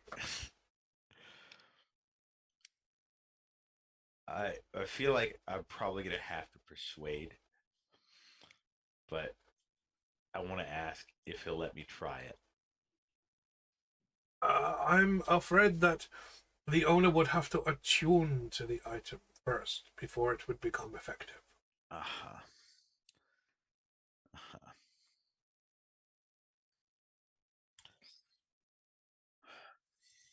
How much? For you, saviors of Dinim and his wandering wares, 100 gold. I kind of really want it.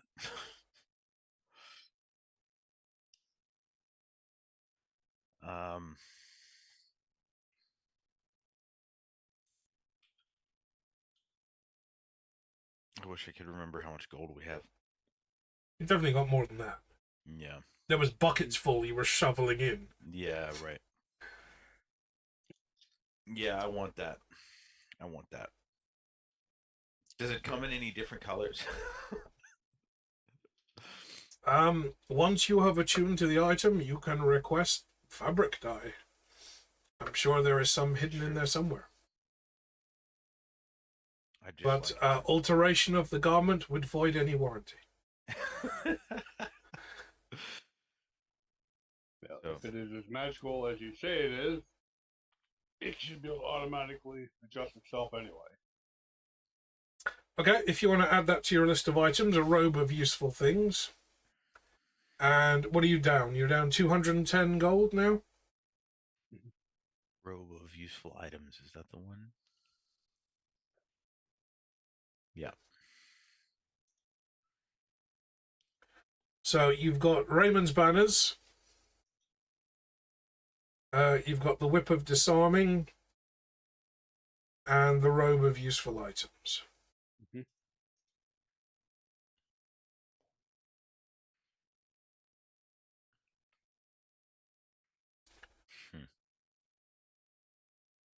And we have the artwork of Leonard. The drawings of Leonard of Coram. Yellow.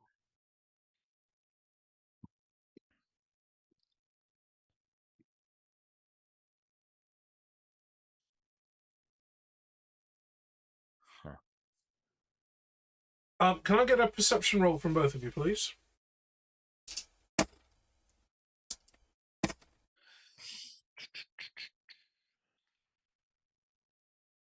That is a 10. It is a 14. 14. Okay. Only Mark and the Rogue notice that on the edge of the circle of camels, just beyond where the camels are kneeling, for a moment out of the corner of your eye, you think you spot wrinkly old man in orange robes rubbing his feet. Hmm. And then he's gone. Hmm. Hmm. Ah. Okay. I must have been hallucinating.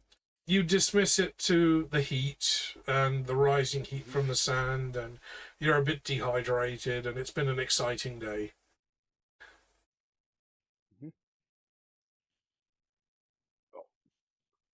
What do you say we get back in the truck or back in the Falcon and continue on our merry Truck, way? it's not a Ford. Thing isn't a ute. Was it switching with the Falcon? It's not Taking a chicken. Ford Falcon and putting a pickup bed in the back, turning it into a ute. Max Rockatansky would roll in his grave at that one. It's the last of the V8, Max. It's got a flatbed. It's truth. All right. So if we're deciding to get back on the Falcon, I'm gonna whip out the new aviators. I'm out of whiskey. I'm just down to my cherries now. Oh no! Oh, no. Oh no! I'm gonna whip out the Raymond's banners and just slip those on. You put on the Raymond's banners, and you are immediately plunged into magical darkness.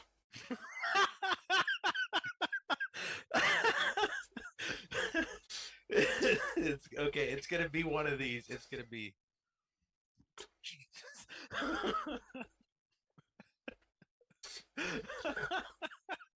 Like trying to look all cool. Just slip them. Oh God.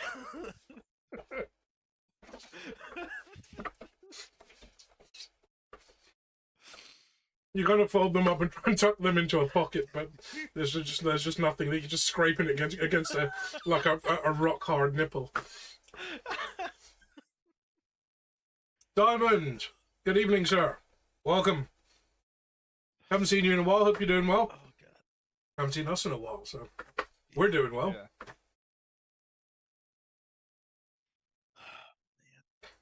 Yeah. Raymond's banners are not only sunglasses, they are complete blackout.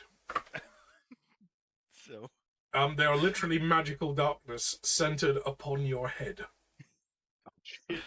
So they'll be good for if somebody needs to get a quick nap, I guess. Excellent if you need a nap. Also great in case of a nuclear explosion. That too. Oh, I'm totally gonna try to slip those on to someone else at some point. See, what you need, really, is a pair of beach shorts, a hula shirt, and a front row seat to Bikini Atoll, and those shades. And you'll literally come back, you'll be glowing liquid red on one side. Mm-hmm. I wanna try putting them up, like up here. Okay, you kind of balance them on top of your head. All right, at least I still got the look of them. The bun kind of scooches down and looks through one, then looks through the other, and looks through one and looks through the other. Can't see shit because it's dark. Just wanted to make sure I just putting them on your head at all makes everything completely dark. Okay, you anything else you want to do while you're here? Were there any other persons of interest, or was it just Denham's? There were some other general items kind of laid out on the table, but nothing that caught your eye. Yeah. Mark, how much time do you have? Probably about 20 minutes at the most. Okay, so we need to start wrapping up tonight. Okay, you heading back to the Falcon? Yeah. Yeah. Okay, everybody boards. The Bun has the whip kind of wrapped diagonally around him in the adventurer style that is very fashionable. Mm-hmm. You board the Falcon. Can I get Arcana rolls from both of you, please? for takeoff.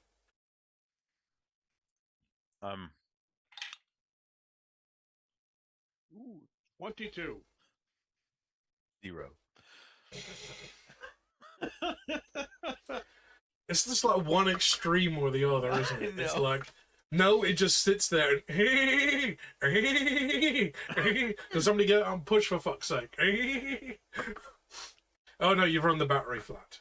By the way, Shut up. as an aside, I see the bun with the whip, and I'm gonna reach into the robe of useful items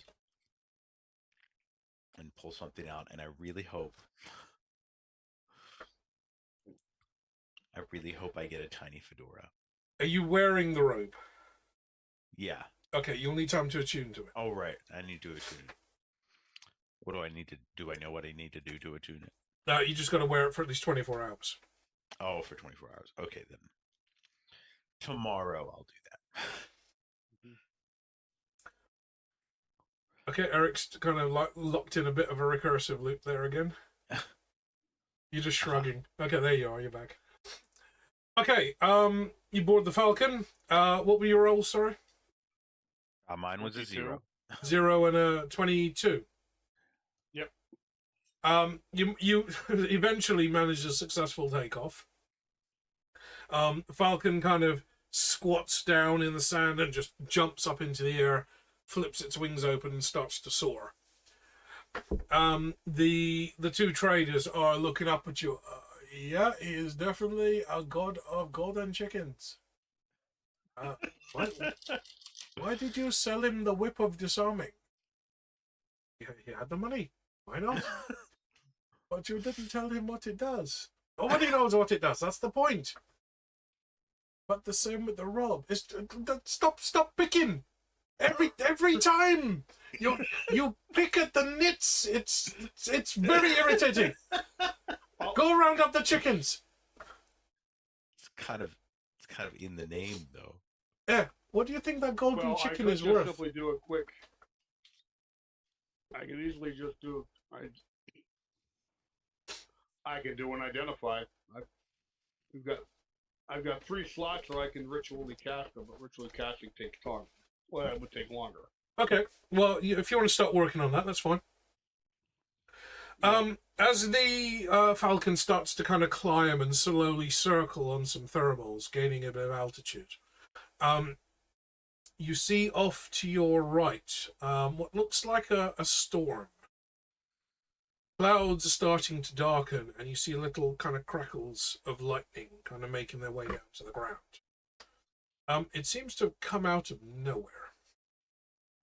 Wasn't there 5 minutes ago. Neither was that chocolate. Hey, you might have chocolate. I've got heroin. This is dairy milk with caramel. This is like crack. Especially for diabetics.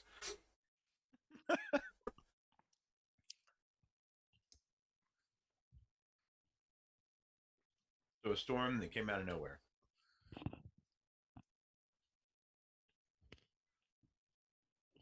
Is there anything significant about this storm, or is it just a storm? It looks like a lightning storm. It's definitely ruffling the sand below it. It's whipping the sand into very small little kind of wisps and little whirlwinds on the ground.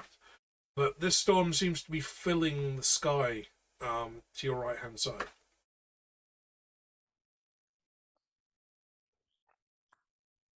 Okay. Definitely want to try avoid it. Yeah, Okay. yeah. I was gonna say definitely want to avoid that. Okay, can I get rolls from you, please?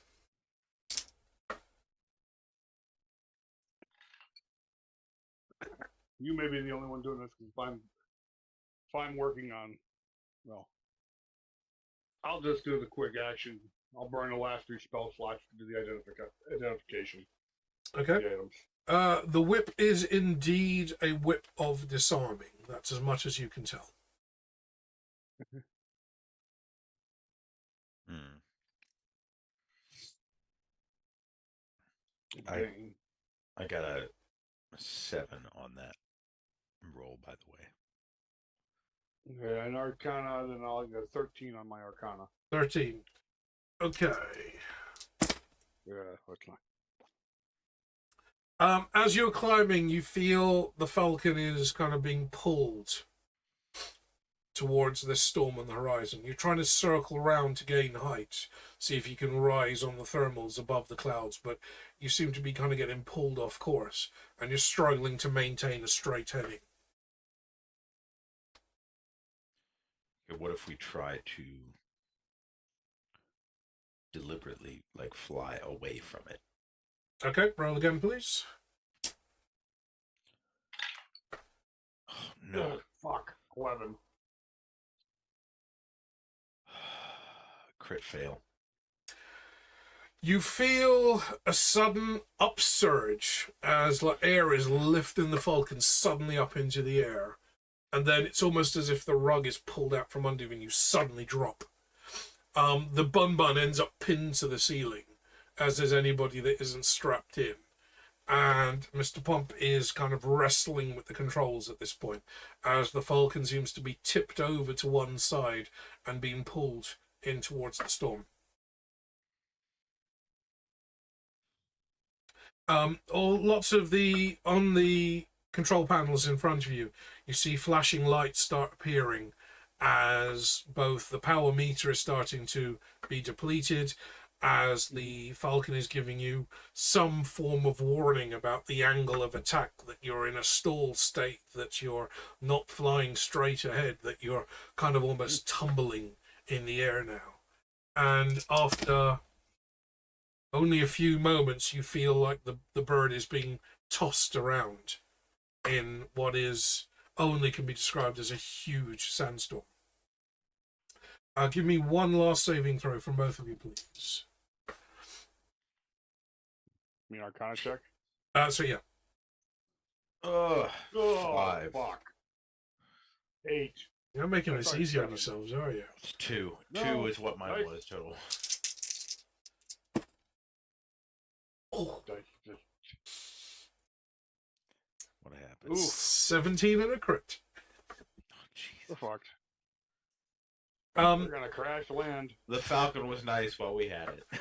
as you feel this massive buffeting as you're being kind of tossed up in the air and then dropped on the currents and the winds, you see that in the center of the storm, where the lightning is kind of emitting down and kind of sparking out, not just towards the ground, but actually into all directions, up into the sky, out to the side.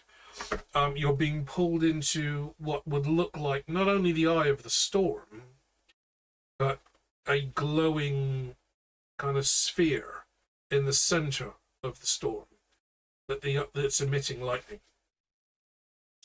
There is a huge blinding flash as the falcon is hit with one of those bolts of lightning. Marlo, the last thing that you see is all of the instruments, all of the power gauges suddenly maxing out, and then the entire instrument panel going blank. Mr. Pump, the last thing you notice is you're kind of gripping the stick, trying to fighting these forces, and you suddenly feel the dead stick. No matter what you do, you're moving it and nothing's happening. And as you're looking around, you see all the control panels go blank. You see the bun disappear off your shoulder. And you feel the falcon being flipped over onto its back. This is not good. Nope. There is a What? huge flash of light as the falcon is struck again with lightning, and you all lose consciousness. And that is where I'm going to end chapter 5. Wow. That's a hell of a way to end chapter. So there weren't any emergency oxygen bags from the... If they had dropped from the ceiling, who knows which direction they're pointing in now. I'm just imagining the old cartoon, the old comedy bit of like all of the crash happening, and then the airbag comes out after everything settles down. I mean, we could have done that, but I mean, that would just be Yeah. dragging things out a little, wouldn't it? Yeah. um, Now, I suddenly was getting a picture of airplane assumed crash positions, but we didn't have time Yeah. for that. Right. It's goddamn it, woman, you're hysterical. Smack, smack, smack. No, I think any kind of, and seriously, there were opportunities for you to get out of that. There were things that you could have done in that, but your dice rolls did not allow for it. Yeah, the dice said, Nope. nope. That was effectively 3 failed rolls in a row. And given that you're the only 2 that can fly the Falcon, even if the Rogue and the Cleric were helping. In fact, even if the Bun Bun was helping. Yeah. No, that was 3 failed dice rolls in a row. It wasn't going to happen. That was Mr. Pump trying to brute force it. So the Falcon's been struck by lightning a couple of times. You've seen the power meters max out and then everything go dead. Almost as if you've overloaded the circuits or fuses have been blown or some sort. But that is where we're going to end for tonight. Right, So, cool. brings us to the end of chapter 5 of our game, and that was episode, what were we, 29, 28? Just 28 here on the sheet, but Yep, episode 28. So, I wanted to keep it short, I wanted to keep it brief, I wanted to give you something to play with today. Yeah, that was fun. I like it. We are down on 2 of our players, so there's only so much I could give you to do. right. But yes, we shall kind of end it there. For any of you that are still in the audience, as always, I'm always going to be promoting donations towards our lovely rogue Sam, aka Silver Streak. Most of her ongoing legal bills have been paid. And they are in a much, as a family, I don't want to discuss their finances, of course, but as a family, they are in a much better position than they were this time last year. But anybody who is donating to my stream, any subs to my stream, any bits or anything like that will be passed on to Sam. I usually PayPal her at least once a month, whatever I get on the stream. But if you want to donate to her directly, there is the link there. Every little helps. I know Sam has been kind of absent from stream for the last, nearly 6 months. She's had a very busy summer. And it probably hasn't helped that she's been out in Manitoba with me. Because I was out in Canada with her and the family for the best part of a month, for the whole of September. We did an in-person game in Niagara Falls with Mark here. We met up at the Hilton and actually played at a real table with a battle map and minifigs and everything. It's a bit novel. It was unfortunate that Brian couldn't make it, but again, family circumstances there. I have the figures, but they're in the other room, so I didn't bring out Mr. Pump for this game. I still need to finish painting them. Honestly, it was such a rush job to get them ready, but I still need to finish painting them. The video for that is up on my Twitch videos, but the audio kind of cuts in and out because we had so many problems trying to just get that session running, let alone kind of making sure there was constant audio and there wasn't really anybody checking the audio and monitoring stream. So it wasn't the best of situations, but we did have a good old time because of it. And Sam did, I had some stickers made up for Sam for SilverCon 2023. So I'm sure she'll be giving those away on her stream as and when she decides to get her ass back to Mars. 2 weeks. But yes, any donations towards Sam and her ongoing legal fund, it is literally now just paying off the last of the legal debt for the fight for her, for sole custody of the kids. Manitoba, with them and the family, I took her husband and the 2 kids up to Manitoba with me when I was Aurora watching. They were fishing, we were out hiking. She hasn't posted much of this on her socials, but there's been the occasional reel. I'm still cataloguing tons and tons of images because I did a lot of Aurora photography while I was out there. And in fact, this arrived today because this is my new camera lens. What? Wow, that's big. Well, this is the box that it comes in, so you can imagine how big the lens is. One of the Not other to things that me. I've purchased since we've gotten back, because I wish I'd had that while we were there, is thermal. Because we were tracking bears, we were tracking moose, elk, wolves, and in most cases they were hiding in the brush so we couldn't see them. I planned to buy thermal optics before going on this trip, a thermal rifle scope, and I didn't. So I now have thermal. Nice. Because by the very sounds of that, it sounds like I might be going back out there in the future. Cool. 6 days flying around by float plane because the nearest road was 300 miles away. We were kind of hopping from lake to lake on basically little, basic Canadian beaver planes. There were de Havilland beavers with the pontoons on the bottom. We're flying from lake to lake, hiking along eskers, tracking animal tracks. Matt and Chase were mostly out fishing. They were catching trophy-sized fish almost every 3 minutes. Nice. I think Matt had a line in the water for less than a minute and a 44-inch river pike hooked. He landed 12 out of the 15. On the second day that we were there, they were basically fishing for the entire party's lunch. So there's about 25 of us in the group, plus all the guides and the staff. And the fishing guides took them out on the boats. We were in touch with radios because I took my walkie-talkies with me. They don't use radios there for some bizarre reason. And I think I might have changed their minds about buying radio gear. But Matt and I were constantly talking on the radios about like just a quick little radio check. It's like, radio check. It's like, yep, receiving. Yeah, you guys aren't going hungry today. 12 fish landed out of 15 hooked.